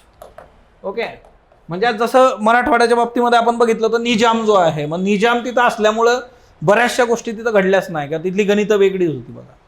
ब्रिटिश जिथं होते तिथं डेव्हलपमेंट बघायला मिळते आपल्याला, तिथं इंडस्ट्रियलायझेशन बघायला मिळतं. सो हिस्टॉरिकल कॉन्टेक्स्ट पण याच्यामध्ये आहे की तो ऐतिहासिक ज्या काही पाऊल खुणा आहेत तिथं, आणि त्याच्यामुळे त्या गोष्टी करता येणं तेवढंसं सोपं नव्हतं. म्हणजे अजूनही असं काही आहे की काही ठिकाणी सातबाऱ्याचे इश्यू वेगळेच आहे, नाव वेगळं, काम करणारे वेगळे आणि ती सिस्टीमच वेगळी चालते. सो बेसिकली हिस्टॉरिकल रेफरन्सेस पण याच्यामध्ये येतात. सो इम्प्लिमेंटेशनचा मेजर कन्सर्न जो आहे तो याच्यामध्ये होता. सो ती एक महत्त्वाची बाब याच्यामध्ये दिसते बघा, की अंमलबजावणी प्रॉपरली झालेली नाही. तिच्यामध्ये 3 गोष्टी आहे, प्रशासकीय उणिवा ज्या असतील, दुसरं असेल राजकीय इच्छाशक्ती, तिसरं जे आहे ते म्हणजे ऐतिहासिक त्याचे दस्तऐवज आणि ऐतिहासिक कारणं काही आहेत त्याच्यामागे. देन टेनन्सी रिफॉर्म जे आहे बघा 2 नंबरला जे आहे, की याच्यामध्ये कसं झालं की टेनन्सी रिफॉर्म जे होते बघा, याच्यामध्ये कसं झालं ना की याच्यावर ज्या वेळेस फोकस केला गेला की रेंट वगैरे किती असणार है ना, टेनंटच्या बाबतीमधल्या गोष्टी ज्या आहे. आता एकतर कसं होतं की लँड रिफॉर्मपेक्षा टेनन्सी रिफॉर्म्स कुठेतरी बाजूला पडले. मग जे लँड रिफॉर्म्समध्ये अपेक्षित होतं की हे झालं पाहिजे तर ते तेवढ्याशा ताकदीने ते झालंच नाही. फोकस जो आहे तो लँड रिफॉर्मकडे वळला, या गोष्टी ज्या आहेत त्या प्रॉपरली वर्क नाही झाल्या. Then enforcement of land ceiling जे आहे, आता याच्यामध्ये कसं असतं बघा की मी थोड्या वेळापूर्वी तुम्हाला एक शब्द वापरला होता, मसल पॉवर जे आहे है ना. मसल पॉवर म्हणजे मारामारी करणं असं नाही आहे है ना. बाहुबली असा शब्द वापरला जातो आपल्याकडं है ना, ते बाहुबली पिक्चरवालं नाही. ओके, हां, मिर्झापूरवाला बाहुबली जो आहे बघा है ना. कोणते भैया आहेत ते? कालीन भैया. कालीन भैयाला तोंड उघडायची गरजच नाही आहे ना. कालीन भैयाचं नाव सांगितलं तरी काम होऊन जातं बघा. वेगवेगळे बाहुबली असतात. आता बघा आपले रतन टाटा जे आहेत ते आपल्याला सोडून गेलेत. रतन टाटांचं एक लेटर जे आहे ते व्हायरल झालेलं आहे बघा सध्या. एक डॉक्टर होते आणि त्या डॉक्टरांनी रतन टाटांनी लिहिलं होतं डॉक्टरांना, असं ते लेटर आहे त्यांच्या स्वतःच्या हस्ताक्षरामध्ये. म्हणजे बाहुबली वेगवेगळ्या पद्धतीचे असतात, काही मसल पॉवर वापरणारे असतात, काही हे ॲक्च्युली बाहुबली असतात, त्यांना त्याची गरज नाही राहत, त्याचं नावच काफी आहे, नाम ही काफी आहे. आता त्यांचं श्वानप्रेम अख्ख्या जगाने बघितलेलं आहे बघा है ना. त्यांचा जो गोवा नावाचा जो डॉग होता तो पण आता खूप न्यूजमध्ये होता. तर त्यांच्या इथं काम करणाऱ्या एका नोकराला जे आहे कुत्र्याने त्याचा चावा घेतला होता आणि रात्रीची वेळ होती. सो तिथल्या एका डॉक्टरकडे गेला तो है ना. आय थिंक अलिबागमधली आय थिंक कुठली तरी ती स्टोरी आहे. आणि तिथले एक डॉक्टर होते, त्यांच्याकडे गेला एवढ्या रात्रीने. त्यांनी सांगितलं की मी रतन टाटांच्या इथून आलो आहे आणि मला कुत्रा चावला हवा असं असं. मग त्यांनी सगळी त्याची जी काय होती ट्रीटमेंट दिली, पण पैसे नाही घेतले, किंवा रतन टाटांच्या इथून तुम्ही आलेला तर नको. आणि मग हे जेव्हा त्यांनी सांगितलं मालकाला, तेव्हा त्यांनी त्याला लेटर लिहिलं होतं त्या डॉक्टरला. सो ते व्हायरल झालं आहे आता. 2004 मधली ही गोष्ट आहे. ओके, मग तो हंबलनेस असणं जे आहे, मग ते खरे बाहुबली हे असतात. पण इकडं जे बाहुबली आहेत बघा है ना, मसल पॉवरवाले जे आहेत ते, त्यांच्याकडं ऑलरेडी इतकं आहे. तर तिच्यामुळे काय होतं की हे लँड सिलिंग वर्कच नाही झालेलं, कारण ती पॉवरफुल लोक होती, त्यांचं पॉलिटिकल कनेक्शन्स होते. तिच्यामुळे जे आहे त्या गोष्टी तेवढ्याशा प्रॉपरली वर्क झाल्या नाही बघा. पॉवरफुल इंडिव्हिज्युअल्स और पॉवरफुल ग्रुप्स, म्हणजे काही गट होते, काही लोक, मग ती एखाद्या जातीचे असू शकतात, धर्माचे असू शकतात, किंवा एका रिजनमधले असू शकतात की ज्यांचे हितसंबंध जोडलेले आहेत. मग असे जे पॉवरफुल गट होते, ग्रुप्स होते, और इंडिव्हिज्युअल व्यक्तिगत स्तरावर, तर त्यांनी ते कधी ऐकलंच नाही किंवा त्यांनी ते कधी समजून घेतलं पण नाही. ते म्हटलं की नाही, असं होणार नाही, तुम्हाला राहायचं आहे की नाही इथं. आता जर त्यांचं तिथं दबदबा आहे म्हटल्यानंतर कुठला अधिकारी जाऊन तिथं गडबड करेल. रेड नावाचं मूवी बघितलं असेल बघा तुम्ही है ना. तर मूवी, एंटरटेनमेंट मूवी, त्या गोष्टी ज्या आहेत त्या एक्झॅगरेट झालेल्या असतात तिथं. अशा काही घटना घडलेल्या आहेत की काही अधिकाऱ्यांनी खूप चांगले स्टान्स घेतले, ते घेतले पाहिजे, तो स्टँड घेतला पाहिजे अधिकाऱ्यांनी. पण कधी कधी त्यांची पण जी आहे तर ती गोची होती तिथं, कारण त्यांचीच यंत्रणा त्याच्यासाठी तयार नसते की ठीक आहे तुमचं काय बाबा, आम्हाला तर इथंच राहायचं आहे, तुम्ही जाल ट्रान्सफर होऊन. ओके, तुमचे अधिकार मोठे, तुमची सुरक्षा, तुमचं हे ते, आम्ही असं करणार नाही. मग तुम्हाला हतबल व्हावं लागतं. आणि तिच्यामध्ये जे आहे की it is all about the powerful individuals as well as जे आहे पॉवरफुल ग्रुप्स जे आहे. ओके, ह्या 2 गोष्टी याच्यामध्ये महत्त्वाच्या आहेत की बाहुबली लोक जी आहेत त्यांनी हे होऊ दिलं नाही. द नेक्स्ट वन जे आहे की ॲडमिनिस्ट्रेटिव्ह कॉम्प्लेक्सिटी जी आहे बघा, आपलं जे प्रशासन आहे तिची जटिलता, कॉम्प्लेक्सिटी जी आहे जटिलता प्रशासनाची. साध्या सोप्या गोष्टी असल्या पाहिजेत, आपण काय करतो त्या कॉम्प्लिकेटेड करून ठेवतो.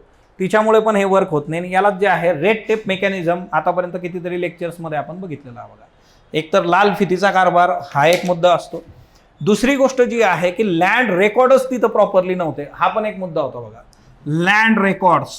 ओके, आता बघा आपण लँड रेकॉर्डसाठी एक योजना सुरू केलेली आहे. कोण सांगेल बरं नाव? पीएम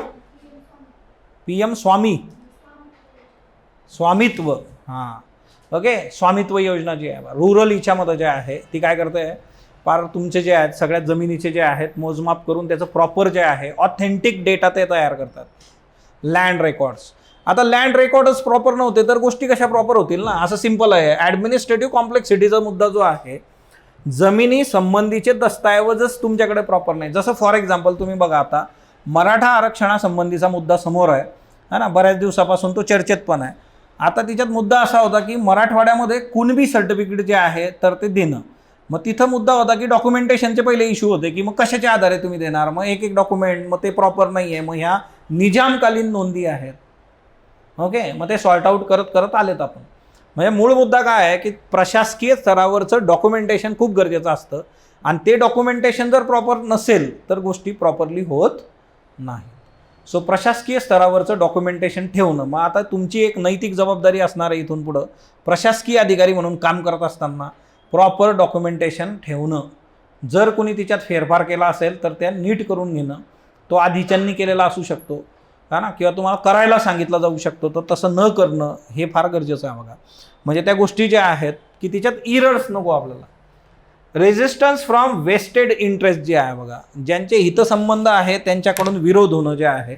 मग याच्यामध्ये जे आहे जमीनदार असतील, लँड होल्डर्स असतील, पॉलिटिकल काही इश्यू असू शकतात बघा.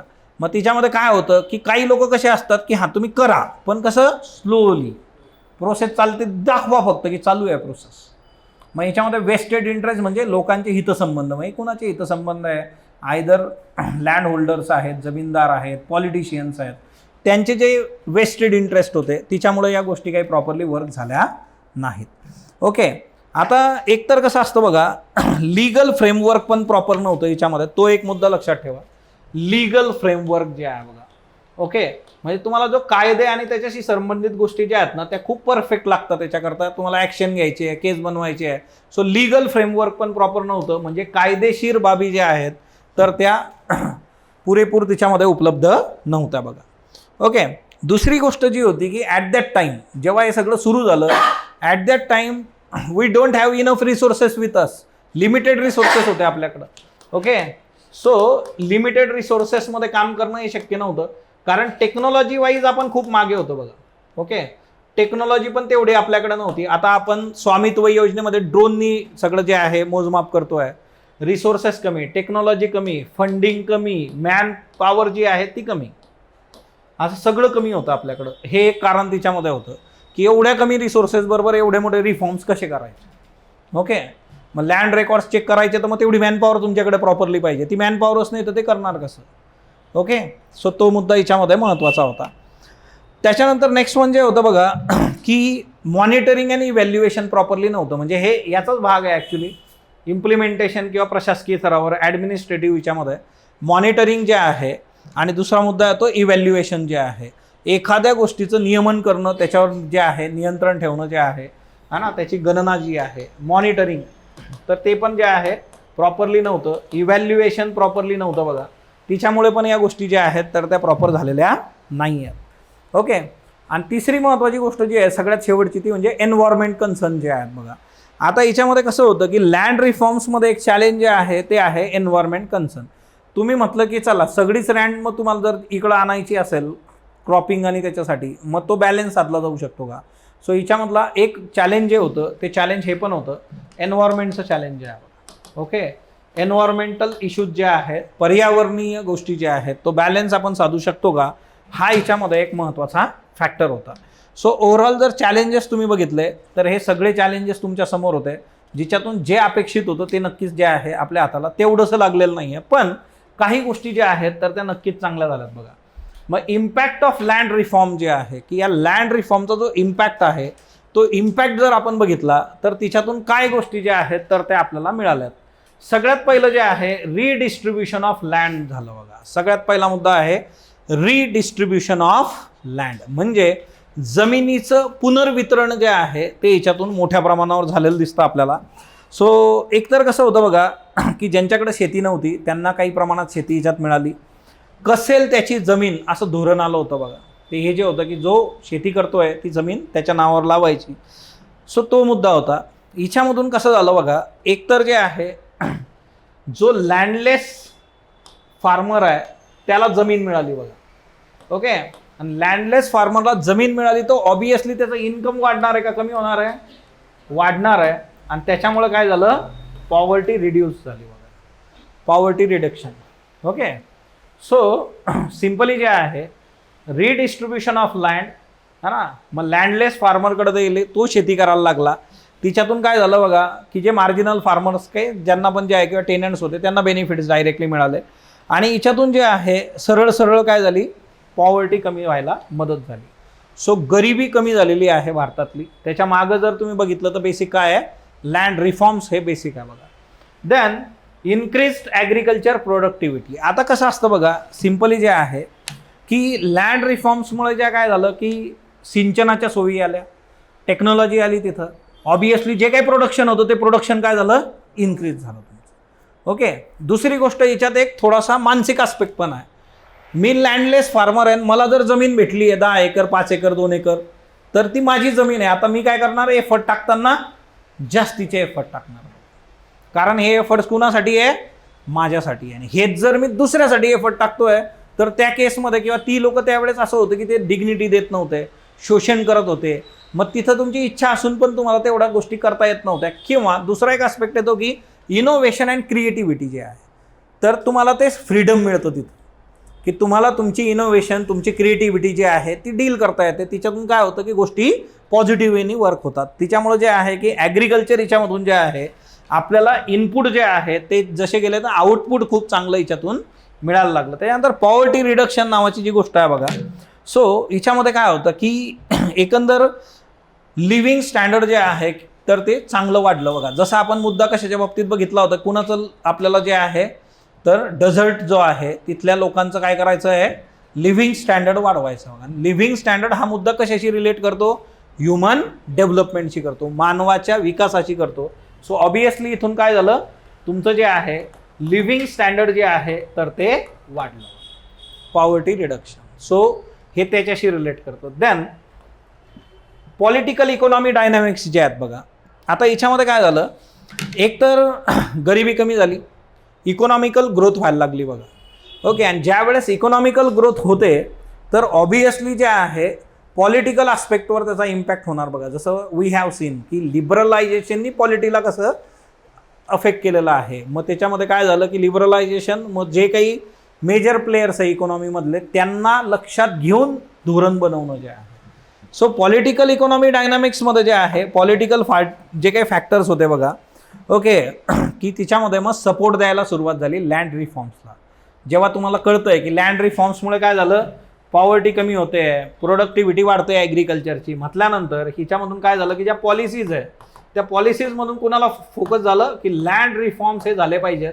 लँड रिफॉर्मसाठी जे लागतं ते तुम्ही द्या, आमचा पक्ष तुमच्या पाठीशी असेल, तुम्हाला सांगा काय पाहिजे वगैरे वगैरे वगैरे. ओके, असं सिम्पल आहे ते. हां हां, टिपिकल शब्द डायनॅमिकसाठी जे आहे, हां बदल, हा म्हणू शकता तुम्ही, पण असं टिपिकल जे आहे ना. आता याला कसं आहे बघा की मराठीमधून लिहिताना तुम्हाला काही शब्द इंग्लिश लिहिले तरी चालणार आहेत. प्रत्येकाला जसंच तसं मराठी करूच शकत नाही आपण, कारण प्रत्येक भाषा जी आहे बघा, लँग्वेजच्या बाबतीत तुम्हाला एक गोष्ट लक्षात ठेवावी लागेल. कुठलाही विषय असू द्या, हिस्ट्री असेल, जिओग्राफी असेल, पॉलिटी असेल, इकॉनॉमिक्स असेल, तर काही ठिकाणी काय होतं ना, जसं फॉर एक्झाम्पल एखाद्या शब्दाचा उगम कुठल्या भाषेत आहे हे मॅटर करतं. जसं फॉर एक्झाम्पल पिझ्झा खाली मिळतो बघा, है ना, 100 रुपयाला 80 रुपयाला पिझ्झा. पिझ्झाला मराठीत काय म्हणणार, तर पिझ्झा ॲक्च्युली आपलं ओरिजिनच नाही आहे, पिझ्झा हे आपल्या कल्चरचा भागच नाही आहे. तिच्यामुळे त्याच्यासाठी आपल्याकडे कुठला शब्द नाही आहे. किंवा आपल्याकडे जसं भाकरी असते, चपाती असते, फुलके असतात बघा, तर याच्यासाठी तुम्हाला इंग्लिशमध्ये शब्द सापडतील का, तर नाही, ते ब्रेडच म्हणणार त्याला. तसं एक सिम्पल गणित आहे. तिच्यामुळे डायरेक्टली एखाद्या शब्दासाठी प्रत्येक वेळेस जसंच तसं मराठी याचा आग्रह आपण धरू शकत नाही, किंवा मराठीतले जे शब्द आहे त्याच्यासाठी इंग्रजी आग्रह पण आपण धरू शकत नाही. म्हणून जिथं जिथं असा काही आस्पेक्ट असतो आणि कधी कधी आपण ते मराठी करायच्या नादात काय करतो, त्याचा ॲक्च्युली सेन्सच घालवतो आपण. हां, म्हणजे त्याचं जे महत्त्व असतं, आता फ्रीज शीत कपाट, हा ना, असं म्हणतो का आपण, कुणीही असो, त्या मागच्या पिढीतले जरी असले ते फ्रीजच म्हणणार तर ते टिपिकल त्या गोष्टी तशा आहेत बघा. ओके.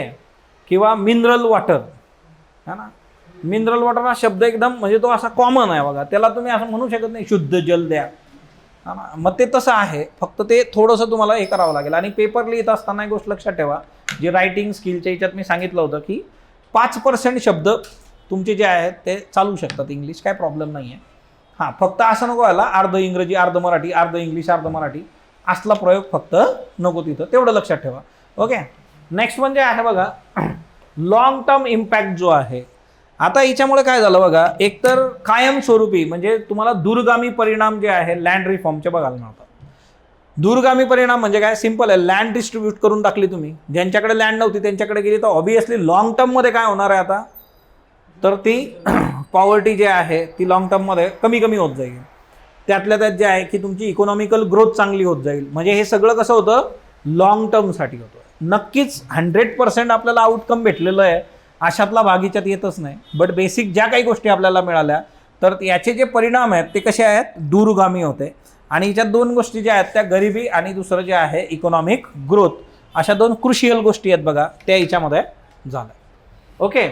सो याच्यातला पुढचा जो आस्पेक्ट आहे बघा तो आहे भूदान, आणि दुसरं जे आहे ग्रामदान जे आहे. म्हणजे हे सगळं लँड रिफॉर्म सुरू असताना किंवा रिडिस्ट्रीब्युशन ऑफ लँड जे आहे त्याचा विचार करत असताना इथं सिंपल एक गोष्ट येते, ती म्हणजे काय, भूदान मुवमेंट 1951, आणि दुसरी जी आहे याच्यामध्ये ती आहे ग्रामदान जी आहे बघा. ओके. ग्रामदान जी आहे ती 1954 मधली आहे. ओके. विनोबा भावे जे आहेत तर ते इथं आहेत दोघी ठिकाणी जे आहे 1954 ग्रामदान. ओके. सो विनोबा भावेंनी हे सगळं जे आहे प्रॉपरली वर्क केलं होतं. भूदान मुवमेंट तुम्ही हिस्ट्रीमध्ये पण शिकता. भूदान मुवमेंटला ब्लडलेस रिव्होल्युशन असं म्हटलं जातं बघा, रक्ताशिवायची क्रांती होती भूदान मुवमेंट जी होती. आणि यामध्ये जे आहे की voluntary land reform movement in India, म्हणजे आता हे कसं होतं ना, ऐच्छिक, आतापर्यंत जे काही आपण करत होतो ते कसं होतं, गव्हर्नमेंटनी सिस्टीम आणली, गव्हर्नमेंट म्हटलं एवढीच जमीन तुमच्याकडे राहील, गव्हर्नमेंटनी सांगितलं. इथं तसं नव्हतं, इथं कसं होतं, ऐच्छिक. म्हणजे फॉर एक्झाम्पल आजचा जर तुम्ही काळ याला कोरिलेट केला तर फॉर एक्झाम्पल आपल्याकडे आजच्या डेटमध्ये CSR आहे बघा, corporate social responsibility. Corporate social responsibility म्हणजे काय, की तुम्हाला तुमच्या नफ्यामधून काही भाग जो आहे समाजाच्या जबाबदारीचं तत्व म्हणून द्यावा लागेल. म्हणजे इथल्या सोशल अपलिफ्टमेंटसाठी ते पैसे वापरले जातील, corporate social responsibility. Okay. So आता अशा काही कंपन्या आहेत ज्या आधीपासून हे काम करतच आलेल्या आहेत बघा. मग याच्यामध्ये टाटा का बरं हा ब्रँड जवळचा वाटतो, एकदा इथिक्समध्ये प्रश्न विचारलेला आहे. ओके. की कॉर्पोरेट सोशल रिस्पॉन्सिबिलिटी सारखं जे तत्व असतं त्याचा फायदा कसा होऊ शकतो. आजच्या डेटमध्ये बघा शेअर मार्केटवाले जे असतात बघा, आजकाल शेअर मार्केटवाले पण भरपूर झालेले आहेत, सकाळपासून रात्रीपर्यंत फक्त 20 मिनटं द्या म्हणतात आणि त्याच्यातून तुम्ही जे आहे 4-5 हजार रुपये कमवू शकता. इतकं सोपं राहिलं असतं तर कदाचित आपण नाही करू शकत बाबा ते, हा ना, आपल्याला जमत नाही, ते महान लोक आहेत. पण बेसिकली जे आहे प्रमोशन ह्या पद्धतीने त्याचं होताना दिसतं. त्या शेअर मार्केटमध्ये पण लोक जे आहे ट्रस्ट कुणावर ठेवतात, कुठल्या कंपन्यांवर ट्रस्ट ठेवतात, अशा कंपन्या ज्या वर्षानुवर्ष ज्या आहेत त्यांनी त्यांचा ट्रस्ट टिकवलेला आहे, जनमानसात त्या गेलेल्या आहेत. मग तिच्यामध्ये बघा आज रतन टाटा गेल्यानंतर जे आहे प्रत्येकाला वाटलं की काहीतरी पोकळी निर्माण झालेली आहे. असं तुम्हाला प्रत्येक व्यक्तीच्या बद्दल वाटतं का, तर नाही. तुम्ही असं जर मागे इतिहास बघितला तर रोजच्या करंटच्या लेक्चरमध्ये कितीतरी नावं येत असतात की जे वेगवेगळ्या क्षेत्राशी संबंधित आहे, त्यांचं निधन झालं तेव्हा आपल्याला असं वाटतं का की एवढी मोठी पोकळी निर्माण झाली, भरून निघणार नाही, तर ती त्यांच्या बाबतीत वाटते. तर टाटा हा जो ब्रँड बनला बघा तो ट्रस्ट असा ब्रँड आहे. ओके. आणि अशा ज्या कंपन्या होत्या यांनी ऑलरेडी बरंच काम केलेलं आहे, विप्रोनी बरंच काम केलेलं आहे. विप्रोमधून अजिम प्रेमजी जे आहे त्यांनी पण बरंच फंडिंग ऑलरेडी देत होते. ते त्यांना सांगायची गरज नव्हती शासनाने की तुम्ही कॉर्पोरेट सोशल रिस्पॉन्सिबिलिटी करा, की तुमची काहीतरी जबाबदारी आहे, असं त्यांना सांगायची गरज पडली नाही. अशा कितीतरी कंपन्या आहेत की त्यांनी केलं. कदाचित अशी काही लोक आहे की ज्यांची नावं आपल्याला माहीत नाही आणि त्यांची नावं पेपरला पण येत नाही, पण ती त्यांच्या लेवलला या गोष्टी करत असतात. अशी बरीच लोक आहेत. पण शेवटी बघा एक असतं ऐच्छिक आणि दुसरं कसं आहे कंपल्सरी जे आहे. ओके, जसं आपण तुम्ही कॉलेजमध्ये काही गोष्टी केल्या असतील बघा, कल्चरल प्रोग्राम, टीचर्स डे साजरा केला असेल, अजून XYZ केला असेल, तर तुम्ही ठरवता की प्रत्येकाने कॉन्ट्री द्यायची, 50 रुपये द्यायची, 100 रुपये द्यायची. किंवा तुम्ही फिरायला गेला सिंहगडला, मग तिथं जाऊन तुम्ही भजी खाणारच आहात आणि दुसऱ्याने घेतली तिच्यात हात टाकाल, त्याच्याकरता पहिलेच ठरवलेलं राहतं की प्रत्येकाने 100 रुपये कॉन्ट्री द्यायची. याच्या व्यतिरिक्त एखाद्याला सिंहगडावर जाऊन खूपच त्याचं मन प्रसन्न झालं तर तो कदाचित स्वतःच्या पैशाने पिठलं भाकर इतरांना खाऊ घालू शकतो. तो तसा कन्सर्न आहे की ऐच्छिक असणं जे असतं ना ते याचं वैशिष्ट्य होतं. हे जे भूदान आहे हे कसं आहे, व्हॉलंटरी आहे, ऐच्छिक आहे, की स्वतःहून लोकांनी जमिनी दिलेल्या आहेत बघा. ओके, आता इथं भूदान मुवमेंट जी आहे तिच्यामध्ये सिंपली जे आहे विनोबा भावेंनी जे आहे लोकांना आवाहन केलं की तुमच्याकडे भरपूर जमिनी आहे, जे मोठे लँडलॉर्ड्स होते की बाबा तुम्ही तुमची जमीन कुणाला द्या, तर त्या अशा व्यक्तीला द्या ज्याच्याकडे जमीन नाही, लँडलेस फार्मरला ते तुम्ही द्या. मग आता विनोबा भावेंनी हे सगळं सुरू केलं होतं. गांधीजींचे फॉलोअर्स आहेत बघा, ह्युमन राईट ॲक्टिव्हिस्ट होते है ना. आता याच्यामध्ये याचा जो गोल होता बघा की जे वेल्थी लँड ओनर्स आहेत त्यांच्याकडून जमीन डोनेट कुणाला करायची, लँडलेस पीझंटला जे आहे, ज्यांच्याकडे जमीन नाही अशा लोकांना तुम्ही जे आहे, मजुरांना जे आहे, शेतकऱ्यांना जे आहे ती जमीन द्या, सो दॅट ते ती जमीन कसतील. आता याच्यामध्ये कसं होतं बघा, संपत्ती दान जे आहे, वेल्थ गिफ्ट आणि श्रमदान, लेबर गिफ्ट, अशा दोन गोष्टी होत्या. संपत्ती पण दान करू शकत होता तुम्ही. तुम्हाला जर वाटलं है ना की याला काही अर्थ नाही आहे तर तुम्ही काढून देऊ शकत होता, घ्या बाबा. ओके, मोक्ष इथं नाही आहे. श्रमदान जे आहे ना, श्रमदान पण करू शकत होता. लेबर गिफ्ट है ना, श्रमदान जे आहे ना, ब्रेड लेबर नावाची कन्सेप्ट आहे बघा है ना. गांधीजींनी ती कन्सेप्ट समोर ठेवली होती. प्रत्येकाने फिजिकल लेबर किंवा फिजिकल वर्क केलं पाहिजे. का केलं पाहिजे, तर तुम्हाला त्याची स्वतःला रिस्पेक्ट ठेवता येते, जी लोक ते काम करतात, आणि त्या कामाची डिग्निटी पण राहते. म्हणजे प्रत्येक गोष्ट, हां तुमच्याकडे भरपूर पैसे आहे, तुम्ही प्रत्येक गोष्ट करून घेऊ शकता, हा भाग वेगळा, पण तुम्ही स्वतः काहीतरी फिजिकल लेबर केलं पाहिजे असं गांधींचं म्हणणं होतं. ब्रेड लेबर, किमान स्वतःच्या अर्निंगच्या हिच्याने तरी तुम्ही त्या गोष्टी केल्या पाहिजेत. ओके, सो बेसिकली जे आहे हिच्यामध्ये जे आहे ना की लोकांनी मग जमिनी दिल्यात बघा. मग आता भूदान ग्रामदान जे होतं तिच्यातून गोष्टी झाल्यात का, की जिच्यातून पण जे अपेक्षित होतं तेवढं 100% वर्क झालं का, तर नाही. त्याची पण बरीच कारणं होती बघा. एकतर काय झालं ना की ही जी सगळी प्रोसेस होती, ह्या प्रोसेसमध्ये जे आहे ना अगेन ॲडमिनिस्ट्रेटिव्ह रुकावट केली एक खेद, एकदम स्लो प्रोसेस होती, ब्युरोक्रेटिक हिच्याने. कारण तुम्हाला प्रॉपरली त्या व्यक्तीला द्यायची होती की जे दान मिळालेलं आहे, जी जमीन आहे ती एखाद्या लँडलेस लेबरला, लँडलेस फार्मरला तुम्हाला द्यायची आहे. तर त्या केसमध्ये काय होतं की ती प्रोसेस खूप स्लो होती बघा, स्लो प्रोसेस. आणि ही प्रोसेस ॲडमिनिस्ट्रेटिव्ह लेवलला स्लो होती, प्रशासकीय स्तरावर एकदम हळूवार कार्यक्रम हा चालू होता बघा. ओके, आणि दुसरं काय होतं ना याच्यामध्ये, दोन गोष्टी होत्या की चला आता कधी कधी नैतिक प्रेशर येतं तुमच्यावर, नैतिक दबाव, शेजारच्यानी दिलं मग माझं कसं, असं बऱ्याचदा होतं बघा. म्हणजे फॉर एक्झाम्पल की एखादी तुमच्या गावामध्ये समारोह होणार आहे, मग समारोह होणार आहे तर एखाद्याने जर म्हटलं की माझ्याकडून 100 खुर्च्या है ना, त्याचं भाडं मी देईल बाबा तिथं. मग गावातले असे वरिष्ठ लोक जे असतात, प्रतिष्ठित लोक, सो कॉल्ड, मग तिच्यातला एखादा, हां so called underline inverted comma, मग ते म्हणणार की हां मंडप मी टाकून देतो. मग आता तिसरा विचार करणार की यांनी खुर्च्या दिल्या, मंडप मी काय करू, काय तर करावं लागेल आपल्याला. कारण हे कसं, हे प्रेशर बनतं बघा, सोशल अँड मॉरल प्रेशर जे आहे.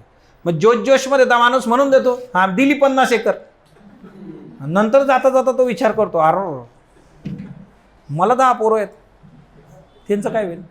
1950चा कार्यक्रम आहे हा, 1951 मध्ये आपण भूदान, ते आता नाही आहे, 1951 जे आहे तेव्हा होती बघा, 10, 15, 12, तिच्यातली मग उरली काही, कारण हेल्थ सिच्युएशन तो तसा पॅटर्नच आहे. नंतरच्या काळात मग ते बदलत गेलं बघा. ओके, नंतरच्या काळात गणितं बदललीत, पण सिम्पली जे होतं ते त्यावेळेस तसं होतं. मग नंतर जर त्याला वाटलं की नाही नाही हे नाहीच करायचं, मग काय करायचं, त्याला ब्युरोक्रॅटिक स्लो जो आहे, स्लो डाऊन करणं वगैरे जे आहे. त्याच्यानंतर दुसरं जे होतं बघा की जे काही यांनी दिलं होतं, दान जे लोकांनी दिलं बघा, ती सगळी जमीन काही डिस्ट्रीब्यूट झाली नाही. Limited distribution was there. Okay, limited distribution. बरं, हे लिमिटेड डिस्ट्रीब्युशन बाकीचं झालंच नाही. आणि दुसरी गोष्ट जे होतं की हे लिमिटेड झालं प्लस इक्वल पण नाही झालं. एखाद्याला जास्त देऊन टाकलं, मग तो ओळखीचा आहे किंवा त्याचं चांगलं आहे, त्यांनी 5-50 दिले. सो जे काही लँड डिस्ट्रीब्युशन झालं, जमिनीचं वितरण जे झालं ते असमान झालं.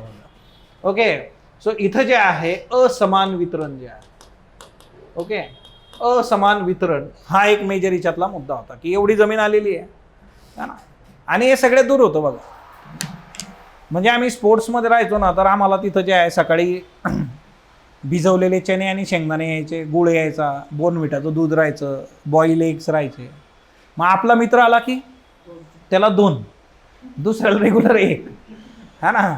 तर कसं आहे ना की इथिक्स शिकवतानाच मी सुरुवातीला सांगितलं होतं की माणूस हा बायस्ड असतो ॲक्च्युली.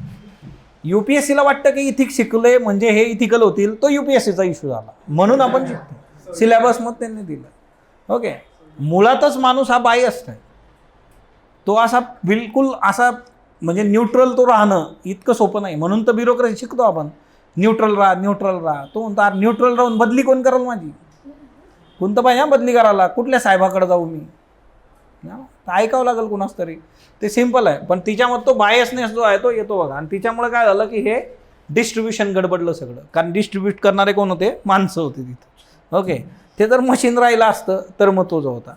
आता तिच्यामध्ये दुसरा जो मुद्दा होता की लोकांनी दान तर केलं, पण काय दान केलं, पडीत जमीन दान केली बघा. फॉल लँड जे आहे मोठ्या प्रमाणात देऊन टाकली. हां, आमचं 100 एकरचा पट्टा आहे दिला, अरे पण तिच्यावर जे आहे हा ना, पाऊस पडल्यावर साधं गवताचं कूस पण उगवत नाही. मग ते दिल्यानंतर ते घेऊन काय फायदा आहे. म्हणजे असं पण केलं काहींनी. म्हणजे जर तुम्ही लग्नामध्ये आहेर घ्यायला बसलेला असाल तर फाटक्या नोटा देणारे बरेच असतात तिथे. एका लग्नामध्ये मला बसवलं होतं बघा. ओके, सो माझी कंडिशन होती सगळ्यात पहिली, मी हिशोब देणार नाही. कारण ते 1-1, 2-2 रुपये कोण मोजल ना शेवटी. कारण लोक काय करतात, 11 रुपये टाकायचे तर 1 रुपया देतच नाही वरचा, 10च देतात. मग ते कोण मोजणार, एक एक एक एक एक एक परत कोणाचा याचा सुट्ट्याचा प्रॉब्लेम याचा मला मी बसतो हा ना. लग्न पण असं होतं की ते म्हटलं की नाही तू बैस, फक्त जेवढं डब्यात जमा होईल तेवढं देऊन टाक, वाटलं तू घेऊन जात नंतर. अशी लोक होती. म्हटलं चांगलं हे डबा जर भरला तर घेऊन जाऊ आपण हा ना. सो मी बसलो होती. तर एक गोष्ट लक्षात आली, ज्या नोटा कुठेही चालणार नाही अशा नोटा लोक तिथं आणून देत होते बघा. आता हा प्रकार बराच बंद झाला आहे. पण ही गोष्ट फार जुनी आहे, मोर दॅन 10 इयर्स झाले त्याला, खूप जुनी गोष्ट आहे ना. म्हणजे इतक्या फाटक्या की मी त्यांना म्हणायचो, असं बघायचं तेच तोंड, नाही नाही चालते म्हटलं, लिही तू. अरे कुठं चालणार आहे. मग त्याला एकाला म्हटलं की ठीक आहे राहू दे तुझ्याकडं, लिहितो तुझ्या नावासमोर, कशाला त्रास घेतो. तेवढीच कुठं चालली तर त्याचा एक पार्लेजीचा पुडा खा माझ्या नावाने जा. ओके, म्हणजे असली जी आहे. तर त्या याच्यामध्ये असलं दान जे होतं तर ते बऱ्याच ठिकाणी कसं होतं, ती पडीत जमीन होती, तो एक प्रॉब्लेम होता बघा. दुसरी महत्त्वाची बाब जी होती की तिच्यामध्ये कसं होतं ना की करप्शन हिच्यात मोठ्या प्रमाणात झालं होतं, भ्रष्टाचार.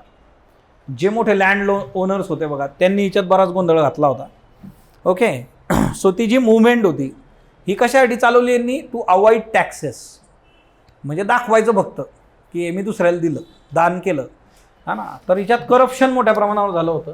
आणि त्या करप्शनमध्ये जे होतं की जे लँड ओनर्स होते मोठे, त्यांनी काय केलेलं होतं, टू अवॉइड टॅक्सेस. ओके, आपल्याला टॅक्सेस नकोत म्हणून अशा गोष्टी करायच्या. म्हणून आजही असं होतं, शेतीला टॅक्स आहे का भारतामध्ये, नाही. म्हणून बरेचसे लोक ज्यांच्याकडे खूप पैसा आहे, ज्यांना टॅक्स वाचवायचा आहे, अशी लोक काय करतात, जमिनी विकत घेत जातात. पडीत जमीन, कशी जमीन ती विकत घेतात, दाखवतात तिथं एवढं एवढं उत्पादन झालं, म्हणजे तेवढा टॅक्स भरायचा नाही.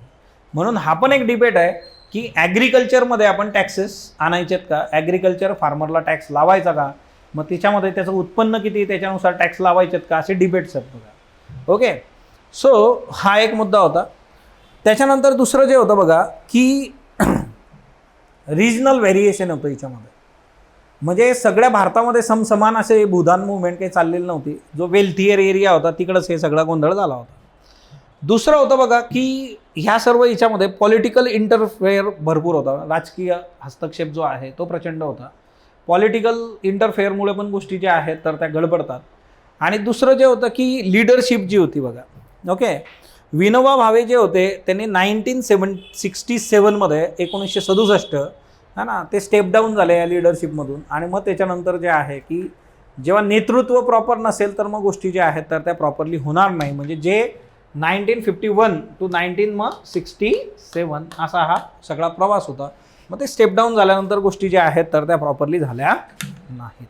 सो ओव्हरऑल जर तुम्ही बघितलं बघा की ह्या सर्व याच्यामध्ये लँड रिफॉर्ममध्ये भूदान आणि ग्रामदान याचा खूप महत्त्वाचा रोल आहे. याच्यातून नाही म्हटलं तरी बरीचशी लँड जी आहे सरप्लस लँड दुसरीकडून जी आहे बऱ्याच लोकांना मिळाली होती. हां, नक्कीच जे आहे की 101% हे वर्क झालेलं नाही आहे, एवढं तर क्लिअर आहे. पण तरीसुद्धा जे आहे याच्यातून बऱ्याचशा गोष्टी ज्या आहेत तर ते आपल्याला योग्य त्या दिशेने मिळाल्यात. आता लँड रिफॉर्म जे आहेत ते फुल्ली सक्सेस नाही झाले, हे मान्य आहे आपल्याला. मग याचे काय कारणं होते, तर याची कारणं जी होती सगळ्यात पहिलं जे आहे की वीक इन्फोर्समेंट मेकॅनिझम जे आहे, अंमलबजावणी करणारी यंत्रणा जी होती तर ती आपली कमकुवत होती बघा. वीक इन्फोर्समेंट मेकॅनिझम म्हणजे बघा आजच्या डेटमध्ये there are number of things की ज्या खूप प्रॉपरली इम्प्लिमेंट नाही करू शकलो आपण. त्याचं एक बेसिक रिझन असतं की ते इन्फोर्स करणारी यंत्रणा कशी पाहिजे, ती स्ट्रॉंग पाहिजे. ती स्ट्रॉंग नाही, इथं कशी ती वीक आहे बघा. त्याच्यानंतर जे आहे lack of adequate compensation for displaced land owner जे आहे. आता इथं एक बेसिक गोष्ट जी आहे ती कंपन्सेशन जे आहे बघा, कुठल्याही गोष्टीसाठीचं कंपन्सेशन जे आहे तर ते खूप प्रॉपर मिळणं अपेक्षित असतं, जे आता द्यायला लागलो आपण. आता कसं असतं बघा, आपला रुपेश नाही आहे, रुपेश कसा म्हटला जमीन द्यायची का त्या दिवशी, तो एकदम क्विकली म्हटला हां कोटी दिले तर मी देतो. त्याचं गणित असं आहे की आता तेवढी आपण कंपन्सेट करायला लागलो बघा. याच्या आधीचं गणित होतं की लँड ॲक्विजिशनमध्ये सरकारी रेट लावला जायचा आणि त्याच्यामुळे त्याला विरोध प्रचंड व्हायचा. आता तसं केलं जात नाही, मार्केट रेटचा विचार करून शेतकऱ्याला पैसे दिले जातात, तिच्यामुळे ते कंपन्सेशन त्या लेवलला जातं. इथं ते कसं होतं की ॲड्युकेट कंपन्सेशन नव्हतं बघा. ज्या लँड ओनर्सला तुम्ही डिस्प्ले करताय तर त्याच्यासाठी जे आहेत तर ते प्रॉपरली त्यांना काहीतरी मिळणं अपेक्षित होतं, ते मिळत नव्हतं तिथं. Resistance from powerful vested interest. आता हे आपण पण बघितलेलं आहे की शेवटी एखादी गोष्ट घडू द्यायची नाही म्हटल्यानंतर ज्या लोकांचे हितसंबंध तिथं असतात बघा, ती लोक काय करतात, ती लोक ते घडू देत नाही किंवा त्या गोष्टी त्या वेनी जायला पाहिजेत जाऊ देत नाही, ते तिथं काहीतरी मध्ये आडकाठी आणतात. वेस्टेड इंटरेस्ट जे आहे बघा, रेजिस्टन्स यांच्याकडून असतो. सो बेसिकली हे 3 महत्त्वाचे रिझन्स आहेत जिच्यामुळे जे आहे लँड रिफॉर्म्स 100% सक्सेसफुल झालेले नाहीत. या पलीकडे जर आपण गेलो बघा तर लँड इनइक्वॅलिटी जे आहे भारतामध्ये आजही आपल्याला दिसते. आणि त्यातल्या त्यात आजचा आपला प्रॉब्लेम काय आहे, we have a small and marginal farmer. कारण याचं गणित एकदम सिंपल आहे की ज्याच्याकडे जमीन होती ती कमी होती, त्याला मुलं, त्यांची मुलं असं करत ती डिस्ट्रीब्यूट होत गेली. मग दॅट्स वाय आज आपल्याकडे काय स्मॉल अँड मार्जिनल फार्मर, तो इश्यू आहे. लँड इनइक्वॅलिटी भारतात आजही आहे बघा. There have been attempts to address the issue through further reforms and improvement in a land record सिस्टीम. या लँड रेकॉर्ड सिस्टीमवर पण आपण काम करतोय सध्या. स्वामित्व सारखी योजना इथं आहे. लँड रेकॉर्ड्स हे पारदर्शक असले पाहिजे, त्याचं डिजिटलायझेशन झालं पाहिजे, या गोष्टी गरजेच्या आहेत. काळाच्या ओघात ह्या गोष्टी अजून चांगल्या होत राहतील बघा. पण एवढं आहे की लँड रिफॉर्म हा जो मुद्दा होता याच्यामुळे भारतातली जी शेती होती आणि ओव्हरऑल जमीन जी होती त्याला एक नवीन आयाम मिळालेला आहे. तिच्यातून नक्कीच 100% गोष्टी नाही झाल्यात, पण तिच्यातून बऱ्याचशा गोष्टी ॲड्रेस झाल्यात. कुठले कुठले प्रश्न आहेत ते समोर आलेत, कुठले प्रश्न आपण नाही सोडवू शकलो हे आपल्याला आज कळतं. त्या दृष्टीने आपण काम करतो. आज फार्मिंगसाठी जे आहे नंबर ऑफ गव्हर्नमेंट स्कीम्स आहेत, तिच्यामध्ये जे आहे इरिगेशन असेल किंवा इतर गोष्टी असतील तर ते एकदम प्रॉपरली जे आहे आपण करायचा प्रयत्न करतोय आजच्या डेटमध्ये. सो शेवटी बघा की असं 100% कुठली गोष्ट जी आहे ती डील होईलच असं नाही, पण ती काय करते तुम्हाला इम्प्रोवाइज करून देते गोष्टी, असा तो सिंपल कन्सर्न असतो बघा. ओके, सो येत्या काळामध्ये पण ह्या गोष्टी ज्या आहेत तर त्या प्रॉपरली होत राहतील. आणि लँड रिफॉर्म्सवर प्रश्न हे GS3 मध्ये रेग्युलर विचारलेले आहे. किमान एक प्रश्न तुम्हाला GS3 मध्ये लँड रिफॉर्मवर मिळतो. आपण जेवढं काही ॲनालिसिस बघितलं होतं तिच्यामध्ये हा प्रश्न जवळपास तुम्हाला विचारला जाण्यासारखा आहे. त्याच्यामुळे काय आहे ना की 99.99%, कारण 100% स्पर्धा परीक्षेत काही नाही आहे, पण हा प्रश्न पेपरमध्ये येतो म्हणजे येतो. So thank you all of you.